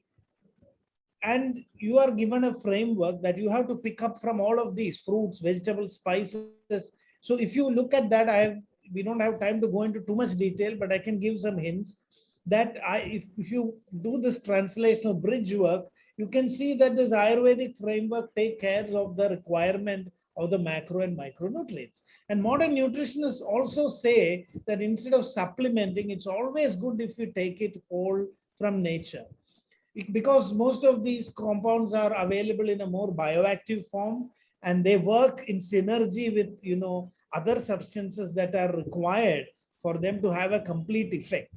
So in Ayurveda, most of these vitamins, they come within the concept of Pitta, where this transformation, happens. And I wouldn't say in Ayurveda, we have also this concept of Vriddhi and Kshaya. Kshaya is deficiency. It doesn't cause a complex disease because the deficiency, so the concept of Kshaya in Ayurveda is, if anything is deficient in your system, there is no other treatment rather than replenishing it. Whereas if this is caused by excess and vriddhi, then there is a samprapti. It causes a disease pathogenic process, which you cannot just solve by one item. You'll need to work on that samprapti. But Kshaya doesn't cause a complex disease. It is a deficiency. So I have to clearly point out that Ayurveda does have a concept of efficiency. And Ayurvedic texts also say that this is not accepted by modern physiologists, but Ayurveda says that your body can even crave for such items when there is a deficiency. When there is a deficiency, your body has a feeling that this is something which I should take. We need more studies to prove this. And the difference with, if there is a vitamin D deficiency, just taking that is enough. In Ayurveda, in certain eye diseases, liver, certain items have been mentioned, which today we can see that the vitamin A deficiency is there. And Ayurveda is advising a source of food which exactly has that. So somehow there is a cross link between these two ways of thinking. And I think this would be a fascinating area of research. Instead of trying to get into opposition, I think building bridges would be very fascinating. And I find these modern concepts of measuring, I'm also using that to find out, how am I balancing it from modern terms. But then the problem is that in modern system of nutrition, we break it down to the components. That is not alone what determines the nutritional effect of a substance. You cannot add up proteins, carbohydrates, and then say this is what the food is. It is much more complex. When you eat curds, it has some disadvantages, which you cannot see from the modern nutritionist point of view at all. That is where I think these two systems, while you can look at the chemistry part of it from modern medicine and get some clues, I think for the total effect of how the food is going to affect your total system, Ayurveda gives very interesting views. So I think today we cannot equate one thing to the other, but I think we should try to build these bridges. And my own little exploration here has been quite fascinating and rewarding. Thank you. No, I mean, absolutely. This is all we really want to do with this here, to bring people together, to not fight each other, but to really go deeper on that, and also just be able to ask the questions that might make you in kind of confusing you or something. But really, this is what I understand you're saying with the diagnosis methods of Ayurveda. You might not say that vitamin D is missing, but you can see this body needs to be set on this kind of diet or on this kind of behavioral change or something that brings this whole system into a balance. And then if we go out after bringing the system in balance and do another blood work, then the D vitamin might just be balanced out just as well, because we put in all the ingredients that go there. And and probably just to add that, probably it could be even healthier to get the vitamin D in an organic way than just in a separate way, right? Right, because especially the B12 deficiency, Ayurveda has always recommended even non-vegetarian food and milk, dairy whenever it is needed. Because today we know veganism is something which is some challenging to some extent. Right. So in Ayurveda, we can see this very great emphasis on balancing vegetarianism and non-vegetarianism. It's not fanatic, because when it comes to body's nutritional needs, certain things, if it is necessary, we have to take it. That concept is there. But I have to also agree that I have not really cross-checked every time whether it will match, with case of B12 or vitamin A, I have done and seen very striking correlations. But I think it's an exercise we must do, and that would be very fascinating. I mean, to do in the future. Right. Thank you for that, for the first round. Let me just get to our next participant, Vinayak, who just give me a hint. Mr. David was here, but for some reason he's out now. Yes, that. Yeah, but maybe you can ask Dr. Anita to maybe give a Siddha point of view on the whole thing. Yes, Dr. Anita, maybe you can give us a point of view how Siddha would look into this, into the connection of mind and body, and mind and the immunity, and the possibility of the body to protect itself. Yeah, usually the Siddha system as treat the diseases in the holistic approach, not in the symptomatic. If you treat the suram, it is as based on the doshas, which one is elevated or which one is affected. Example, the vali alal ayam, that is Sarah's clarified this three doshas. It may be your concept of treating is not only to the body, it is the treating to this mind. Our treatment aspects are designed for the mind and body. We are having the spiritual day of starting to the medicines. For example, Monday, and it's not good to start the medicines. Kari Budan Tingal Karada Marandagadu. Kari means Saturday. It is not auspicious to start the new medicines. It is I don't know the science behind this. Sir may explain better to me. In many of the patients are advised to place the head not on the north side, because the magnetic forces are high. There's some cause of disturbances in the brain, so it can cause aggravate the disease or slowing the treatment and etc. We have many of the concepts included in the treatment part, and it's not only in the body. We are treating the mind also. It is the holistic approach and day-to-day rituals. Here we are discussing the balanced diet. If you eat the food, it has us 6 tastes. You know, the sugar, salt, and so pungent.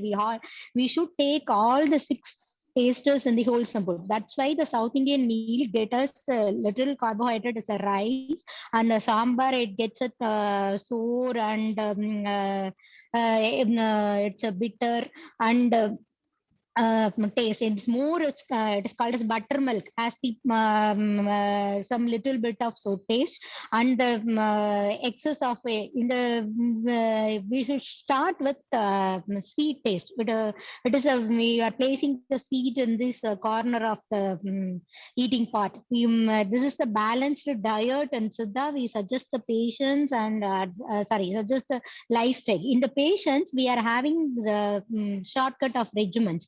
It is in Siddha system. It is the Utra Surathukkum Urdiyam Vaivukkum Atra Varumattum Annate Kattade. In the fever, if we having a fever, our digestive system is very low, and your Agni, our Agni is very low to could not digest the heavy food. So we advised the dry gingered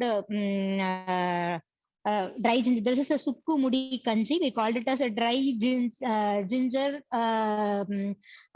rice paste. I think it is made by the water, and the 2 times it is boiled, and again it is filtered to give to the patient. It will help the patients to recover from the fever. We have individualistic approach. When it is the it is a Vadasuram or Pittasuram or Kabasuram. When the suram is caused by Vada, we use the purgative. Because the Viresanatal Vadam Talam, the purgations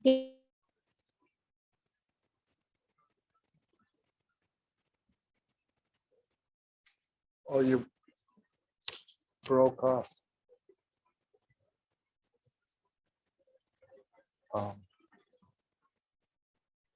Type of surams. We are the individualistic approach to the each and individual patient. That's why we are treating the holistic and the both mind and the body. not on the symptomatic, not on the body.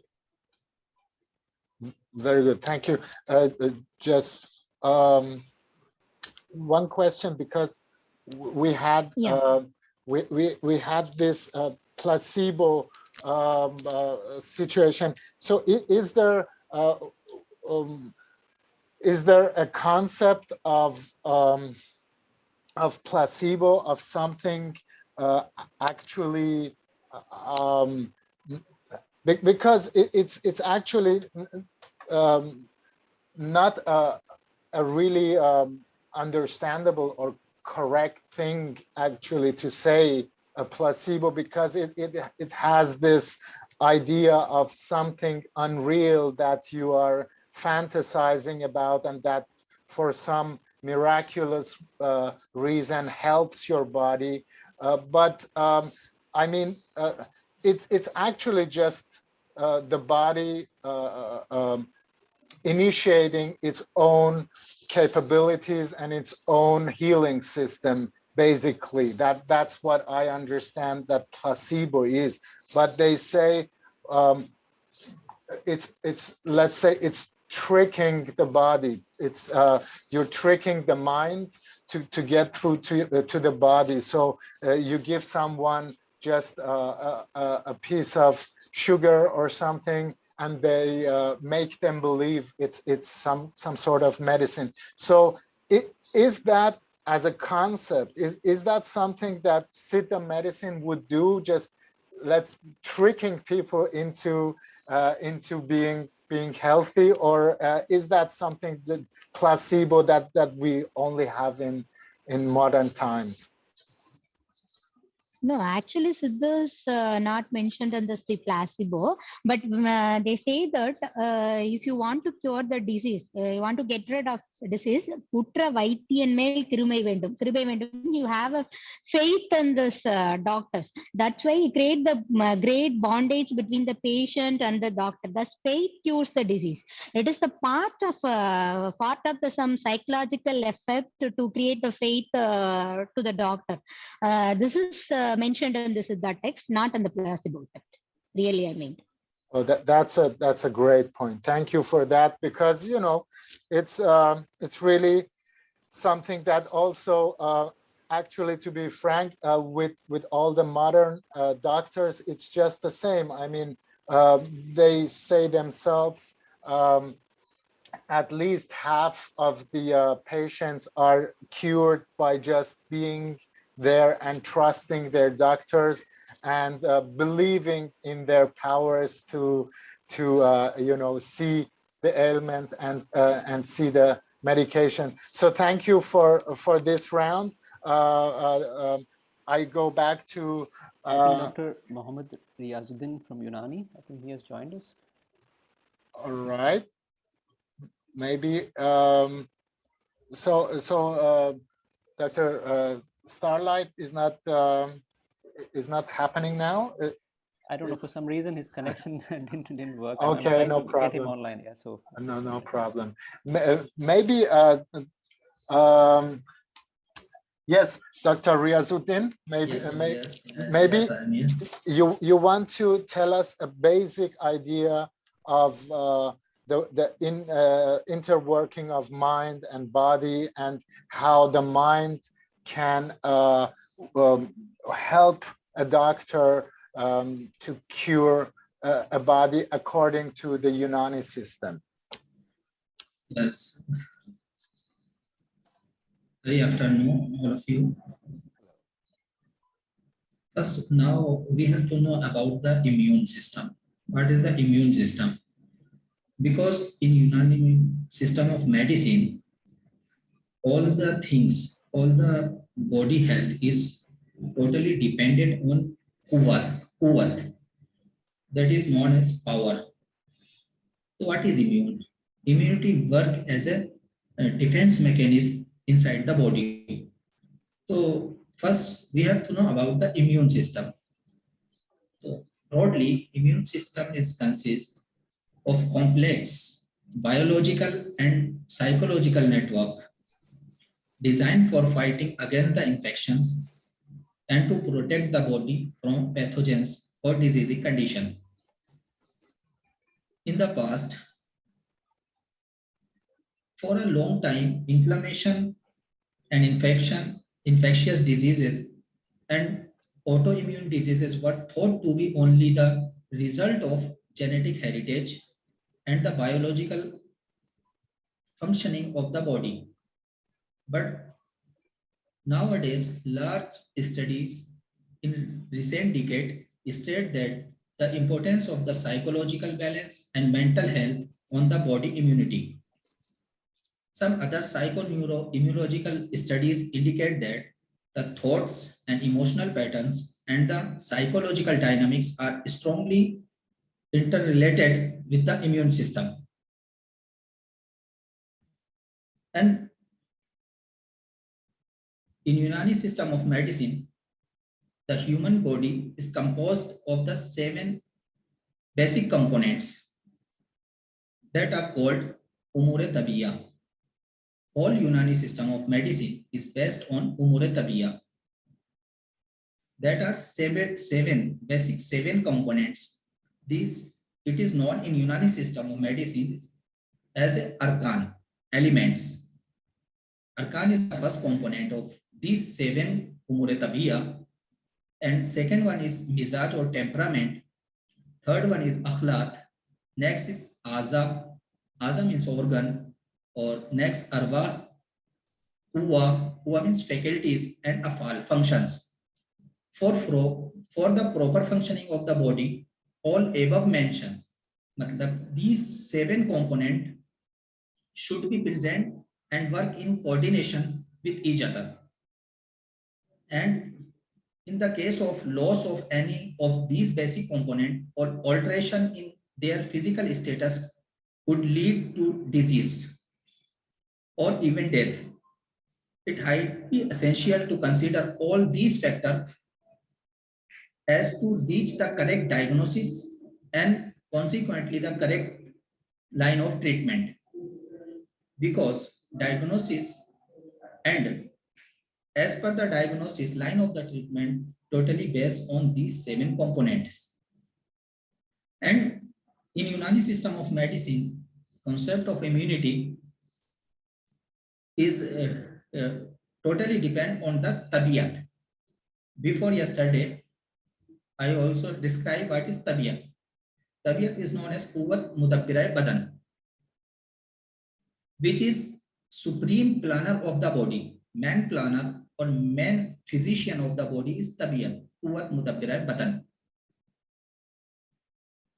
To create the healthy environment within the body and prepare to fight against the disease. This tabiyat is prepare the body for fighting against the disease or infectious agents.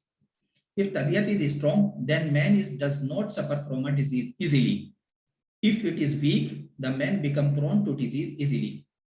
And the tabiyat may be defined as the sum, structural and functional and psychological character of the human being. Some of these, we can say this is a tabiyat. According to Hippocrates, it means Bukrat, there is a special ability hidden in every individual called the defensive mechanism of the body, or in Unani medicine is called tabiyat mudabbira badan. This tabiyat is the best physician and maintain the equilibrium of the akhlaq. Because akhlaq is main component of the body and of human being. If equilibrium of the akhlaq is maintained inside the body, then health will be maintained. If equilibrium of the akhlaq, humor, is not maintained properly, then it lead to the disease or lead to the abnormal condition inside the body. And other than this, there is some essential factor to maintain the health, normal health and mental health. These are the 6 essential components that are called asbab sitta zaruriya. These are essential for body health and the mental health as well as. First one is Hawaii Mohit, means surrounding air, fresh air. Second one is Makul Mashroob, food and drink. Harkate Sukun, Badani means body movement and repose. Fourth one is Harkat wa Sukun Nafsani means mental movement and repose. Fifth one is Naumo Yaqaza means sleep and wakefulness. Sixth and last one is Ihtibasu Istifrag. It means retention of the matters inside the body and evacuation of the abnormal material from the body. The akhlat, what is akhlat? Akhlat known as a dam means blood, balgam, phlegm, safra, bile, and soda, black bile. The human body tend to be dominant in one akhlat, only one akhlat. Bodies tend to be dominant in one akhlat, which form the personality. We called damvi. Means if dam is dominant in a person, that person is called damvi temperament. That person having damvi temperament means sanguine. And if balgam is dominant, then we called balgami, phlegmatic temperament, phlegmatic person. Or if soda is prominent, means black bile is prominent, then black bilious. If safra is prominent, then bilious component is there. And imbalance in akhlaq impact the mind. If balance is there, balancing or equilibrium is there, then mental health as well as the body health will be good. If imbalance in akhlaq impact the mind, so the imbalance lead to the restlessness and fear as well as anxiety. Safra manifests as anger, irritability, and balgam or phlegm, lethargy, and depression. And other than this, there is some powers inside the body. We call the some external powers or some internal powers. Avicenna wrote a physiological treatise in which postulate 5 faculties of interior sense, but emphasize that the only 3 are important for the medicine purpose or health purpose. These are Quwwate Muharrika, Quwwate Mudrika, Quwwate Mutasarrifa, Quwwate Khayal, and Quwwate Vahima.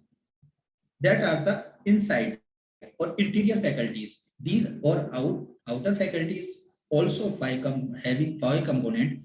That is ear, eye, nose, and tongue means taste, and temperament means skin.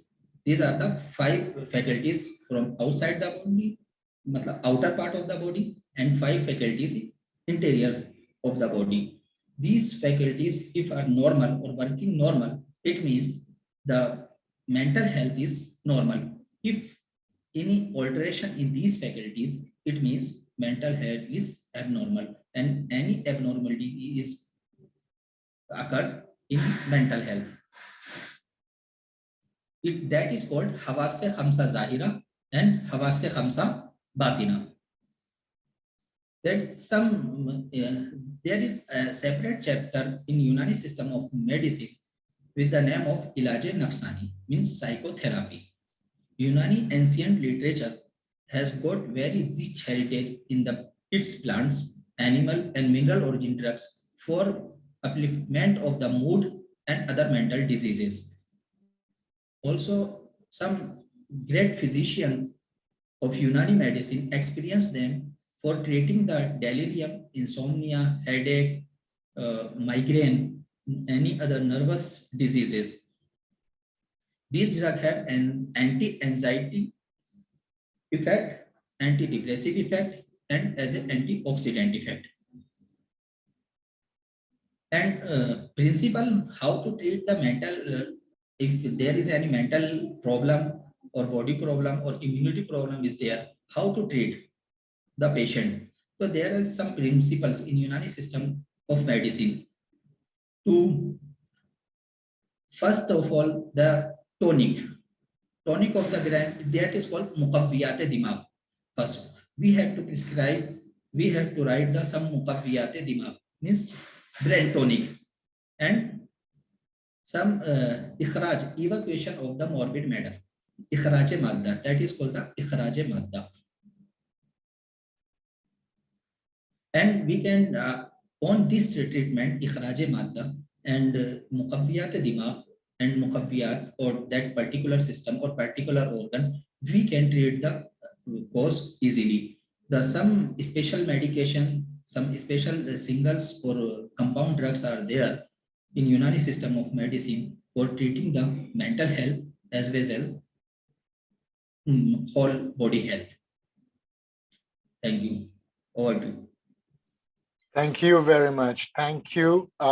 Before going back to Dr. Ram Manohar for a final conclusion, I just want to say we have with the modern medicine we have just kind of came to the situation to accept psychosomatic ailments and all these issues, and that there is, I mean, modern medicine has a history of maybe a little over 100 years of accepting the psyche or accepting the mind or whatever is there as something, and a much shorter time to see the connection between the body and this mind or this psyche. But what we are seeing here is all these systems seem to have known thousands of years before our modern science that there absolutely is a very direct connection between your mind, your emotions, and also your physical functioning. So thank you very much, Doctor, for your explanation on the Unani view on things. Still, I will have to really get deeper into Unani because it's such a unique way to structure things, which is beautiful and in itself very logical, but then different to what we hear from Ayurveda or Siddha. Of course, they are very similar, but also, let's say, TCM or Tibetan medicine. These seem to be more in a certain area, and Unani is going just in a kind of a different way to explain things and to look at things, which is very, very interesting, I feel like, so to me at least. So thank you for going so deep.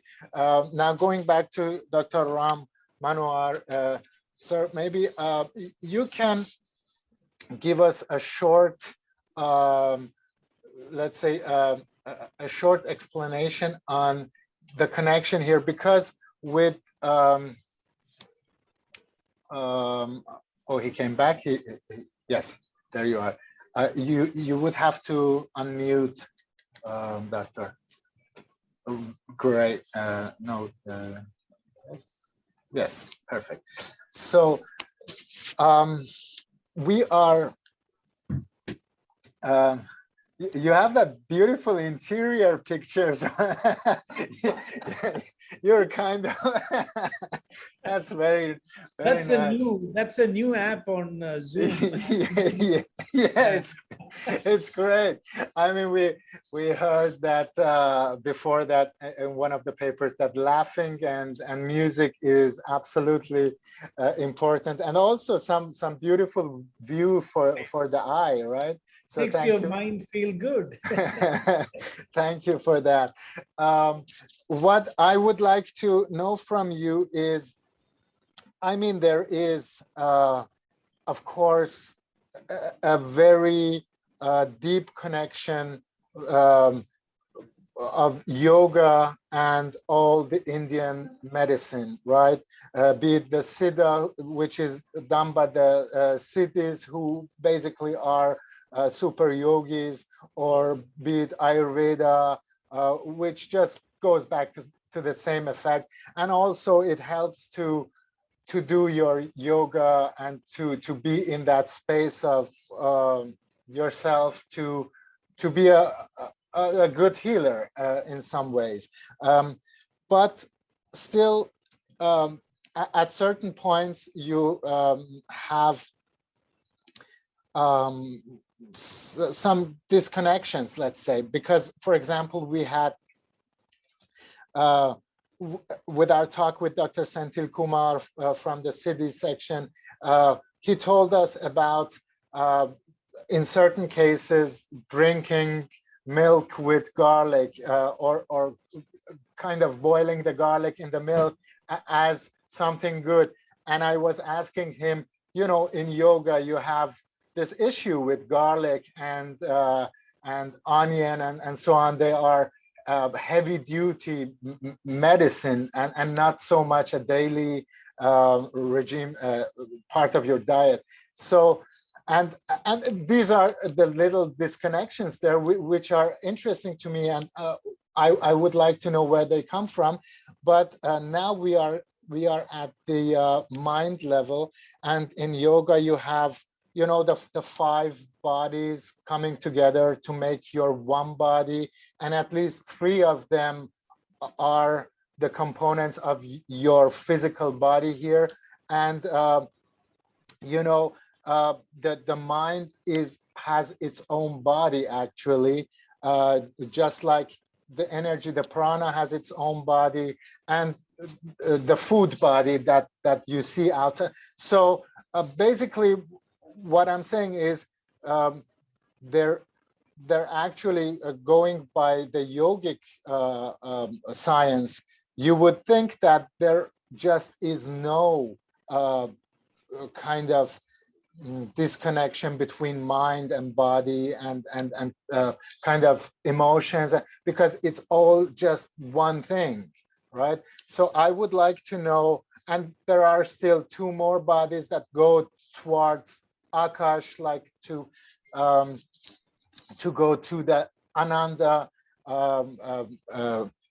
gene that you were talking about. So what is the point of view of Ayurveda on this? Is Ayurveda saying mind is a different thing, or let's say something, just, I don't know how actually the modern medicine is defining mind, because we used to say it's in the brain or something, but then we know it's not in the brain. And in yoga, we have the mind in each and every cell. So what's the view of Ayurveda on this? Yeah, I think there were many things that you mentioned. So I would like to take it one by one because it helps to answer the final question also.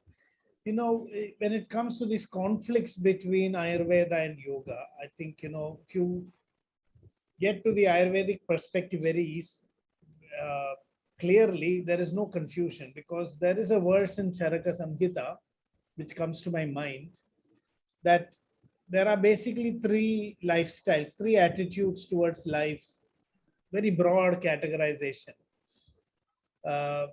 Laukikam karma yadbhritau vaidikam swargadau chayat karmapavarge yachoktam tachapi anne pradishtitam.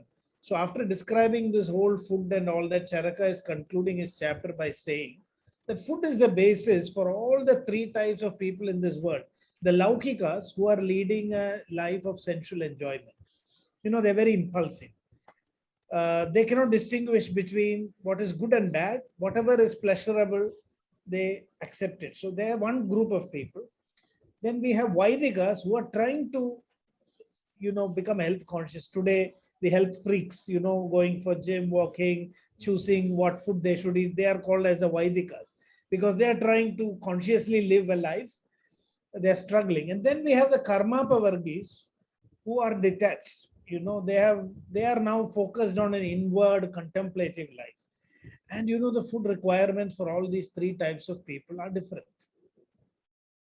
So there is no conflict. When you say yoga, yogi is already a karmapavargi. Charaka says there are 2 ways of life, the pravritti marga and the nivritti marga. People who want to have an inner life, a richer inner life, and those who are still experimenting with the outer life. So the Laukikas and Vaidikas are still trapped in the outer life. So, you know, for example, if you're eating meat, garlic should be there. Otherwise, it will harm your body. The meat, for meat to be processed. So in everything in Ayurveda is in a very broad perspective. So what lifestyle you are? Are you a Vaidika, or are you a Laugika, or are you a Karma Pavardi? So when you come into this practice of yoga, you're already very withdrawn. Now you want to quickly develop your mind and develop a sattvic state of mind. And in that situation, certain restrictions and prohibitions have been made, which doesn't mean that it is in complete contradiction with Ayurveda. Ayurveda also tells, in the context of mental health, stimulant foods, alcohol and meat, nivrittamisha madhyoyo. That is very clearly mentioned only in that context. So for people who have, and this is a part of the evolutionary process. When you are young, depending on your vocation, on your activities, your food requirements will change. And so what is advised in one context cannot be, applied generalized. So in that sense, because in India, tradition is one in which religion, spirituality did not interfere with science, and science did not interfere with religion or spirituality. People here could be open. Some of the most, the fact that the earth is round and is moving around the sun, we find it in the Bhagavata, Mahapurana, which is actually a religious text. We find scientific facts there. In Mahabharata, there is no inhibition to say that we can do cloning, whether it is science fiction or myth. That is not the question, but this was accepted. It was okay to, do technological, it was not against. But in the West, we have this conflict. Science and religion conflict was very pronounced in the West. So, people sometimes try to read that here when there are slight, these kind of tensions, which is not actually there. Because in Ayurveda, so yesterday somebody asked me, what's so big about cow's milk, cow's urine and cow dung? I said, nobody is asking you to go behind the back of a cow and put the cow dung into your mouth. Today, there is a medicine, I'm sure we are aware of it, Premarin, which is, made from mare's urine, because there are some compounds in that which are effective. And Ayurveda puts these substances into a lot of pharmaceutical processing because before they are made medicines. Maybe with modern technology, we can make, and for that matter, it's not just cow's urine or cow dung, but the dung and urine of many other animals are also, considered. So on one hand, Ayurveda advises this to be used in certain contexts, but it also tells that you can eat cow's meat also. So that is also described in Ayurveda. So these contradict, because when you are very broad-minded, then it looks like you are contradicting yourself because you are trying to be accommodating. And when it comes to the Panchakoshas, that is also there in Ayurveda, because the whole idea when we say that it is one continuum is that the distinction is an appearance. It doesn't mean that there is no distinction. The idea of a distinction is necessary for us to live in this world of differences, in the relative world, but it is not fundamental. So the mind as an entity, and this is also a big challenge, because when you say what is the mind, in modern science, we have a very sensory input-based construction of knowledge. Anything that can be measured, experienced by the senses, then we refine that the sensory inputs form the basis. And according to Ayurvedic epistemology, this is not the ultimate reality. The senses are limiting our perception of the knowledge because the eyes cannot see beyond the Vibji or range. The ears cannot hear, beyond a certain range of decibels. There are much more smells. And so the universe could change just when our sense organs change. Our idea of Panchama Bhuta is that why the world is made of 5 Bhutas means because we have 5 sense organs. If there was a 6th sense organ, there would be 6 Bhutas, because we are creating the perception of the world. Our idea of the universe is not that 5, 6 items were assembled outside. No, the individual is part of the creation of that world of experience. Every moment when I'm waking up, I'm creating the world in my consciousness. So that is how the whole continuum, we are visualizing the whole continuum. It's a projection. Vishwam Darpana Drishyamana Nagari Tulyam Nijandastidam. This world is like a projection on a mirror of what is there inside you. It is your own sense organs. So when you say what exactly is the mind, I mean, it's a bit tricky to try to give a Cartesian kind of definition for all these entities. But in the ultimate analysis, we say that matter, because we reduce all these things, which are our six darshanas give us a very nice journey through these, the world of the physical world, Nyaya Darshana, which Nyaya means to lead.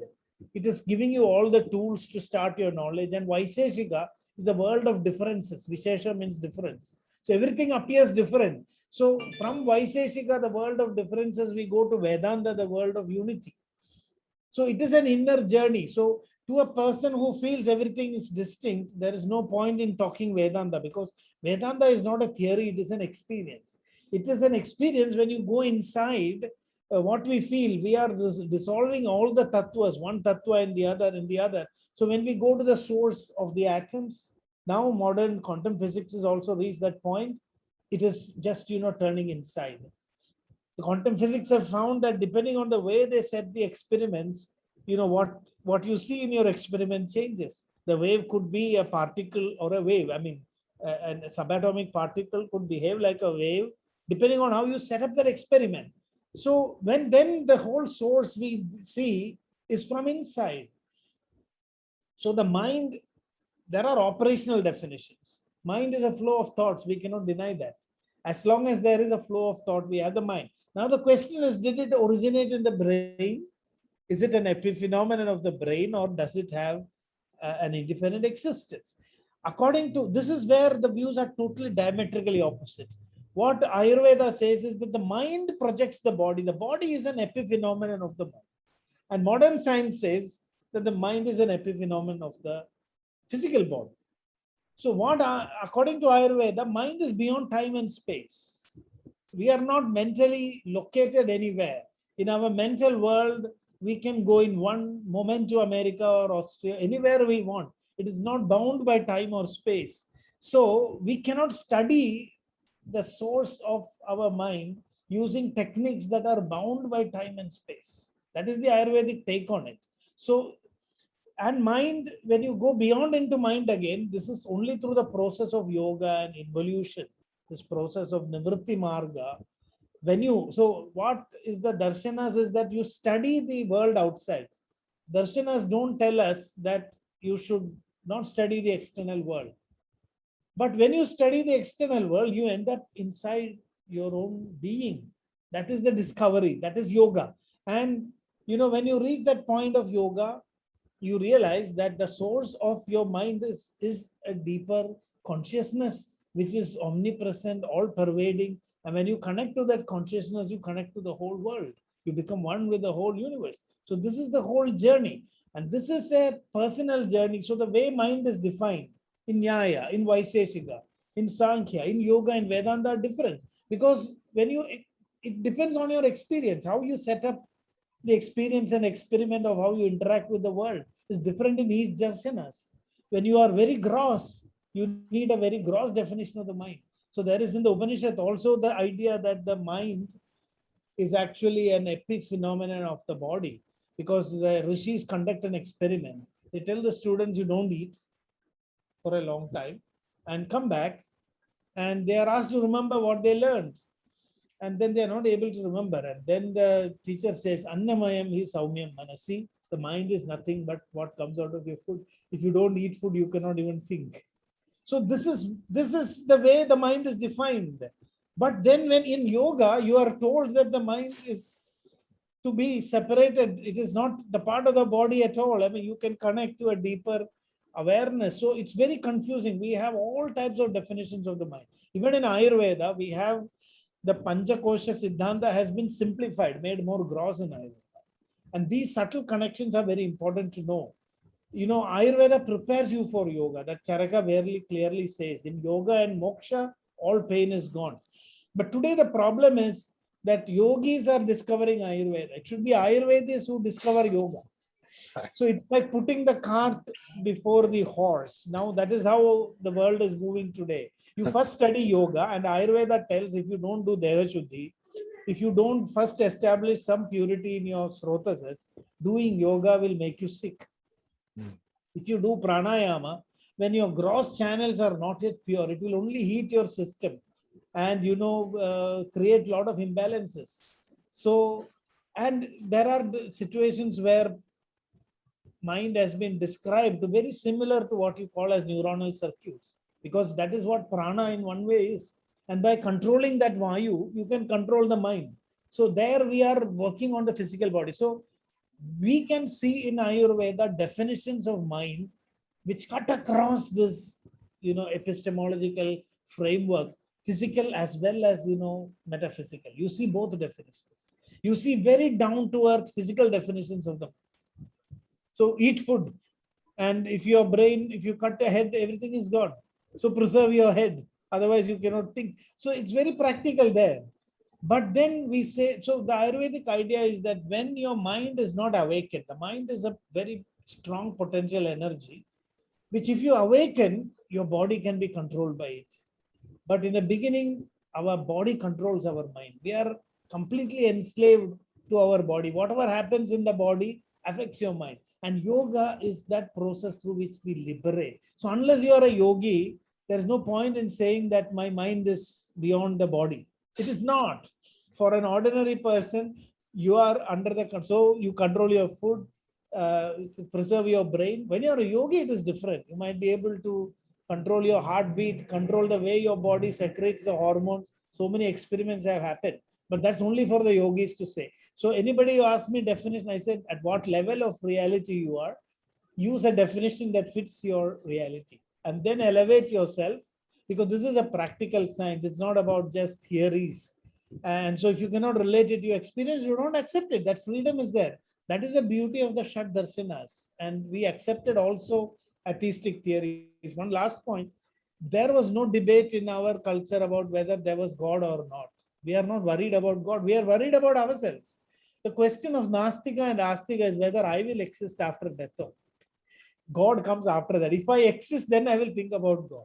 So the whole question and debate was on understanding ourselves more deeply. And in that process, understanding our place in this universe and understanding the universe itself. Because my problem is me. The fact that I am alive and I am existing is the root cause of all my problems. And once I address that problem, I can solve, all the problems that affect me and the people around me. Sorry, that was a very long. No. Absolutely. This was beautifully explained, because, we really are operating between all the cultures and and these are questions that might be confusing to some of the listeners and viewers, just because, in the let's say in the culture of the big three religions in the world, they especially, let's say, in Europe, America, and in the Islamic world, there is a belief of good and bad. There is a belief of punishment, and it's important to bring out that these systems like Ayurveda, like Siddha medicine, are not working in the same manner. They are not telling us what is good or bad. They are absolutely open to everything. So looking at Ayurveda, you also see, as you just mentioned, how to eat meat, how to drink alcohol, how even to use drugs in certain ways, because that's the world and these are the people. And for everyone, there should be a kind of a guideline so that it works. As you just said, somebody might be a fighter, somebody might be just a teacher. So these are different needs that have to be met.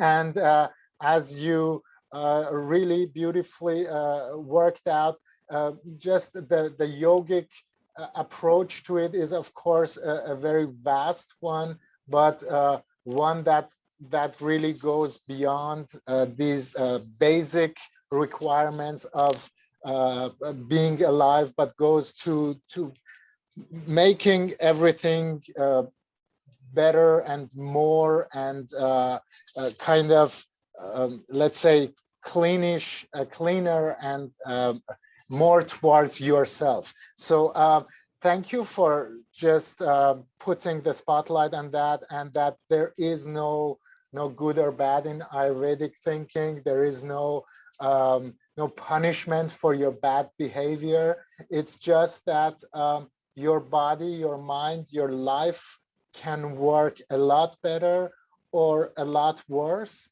for yourself. You can be happy or not while you're here. And as you said, there is not that one God that is trying to punish you at around every corner, but it is actually what should be the basis of Christianity or Islam or Judaism too. It's a loving God. It's something. It's some energy that actually wants you to succeed and to have a beautiful life. I always felt that that's a message of Jesus Christ. You know, the Old Testament was a fiery God, and Jesus came, you know, showing that even when God is all powerful, he forgives. That were his last words. And this is perfectly in tune with the spirit of Vedanta, where we say that there is no punishment. We punish ourselves. Actions have consequences. So everybody has freedom. So we have to act responsibly. That's the universe is a great school where we learn lessons from our own actions. And God is ever compassionate. That is what the Gita also says. Forgive them because they know not what they are doing. I think that's a beautiful way of summing up the situation. They don't know what they're doing. That is why, you know, all these consequences. And there is no God punishing.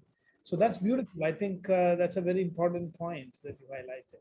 Very good. So you do all the bad stuff for yourself because you don't know. So that's why the Knowledge Festival is here to bring some knowledge at least to the point. So thank you so much for being part of this discussion.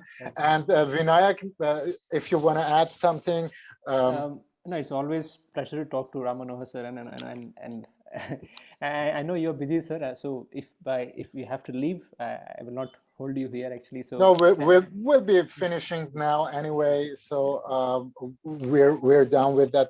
So yeah, I'm sorry because so many things are happening also here, and you know, Kerala, where I am, we have COVID challenges much more than the rest of the.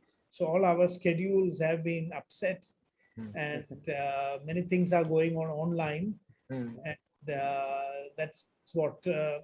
In fact, from tomorrow we are having holidays, but you know, this week has also been.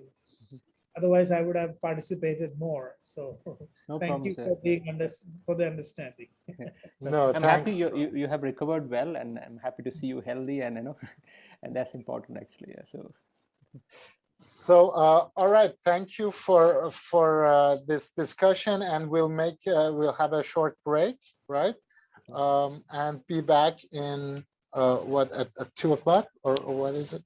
So yeah, at 2 o'clock. Yeah, it will be a nice 2-hour break, and then we'll be back for the second part. So Dr. Ram Manohar, I'm so happy to having talked to you.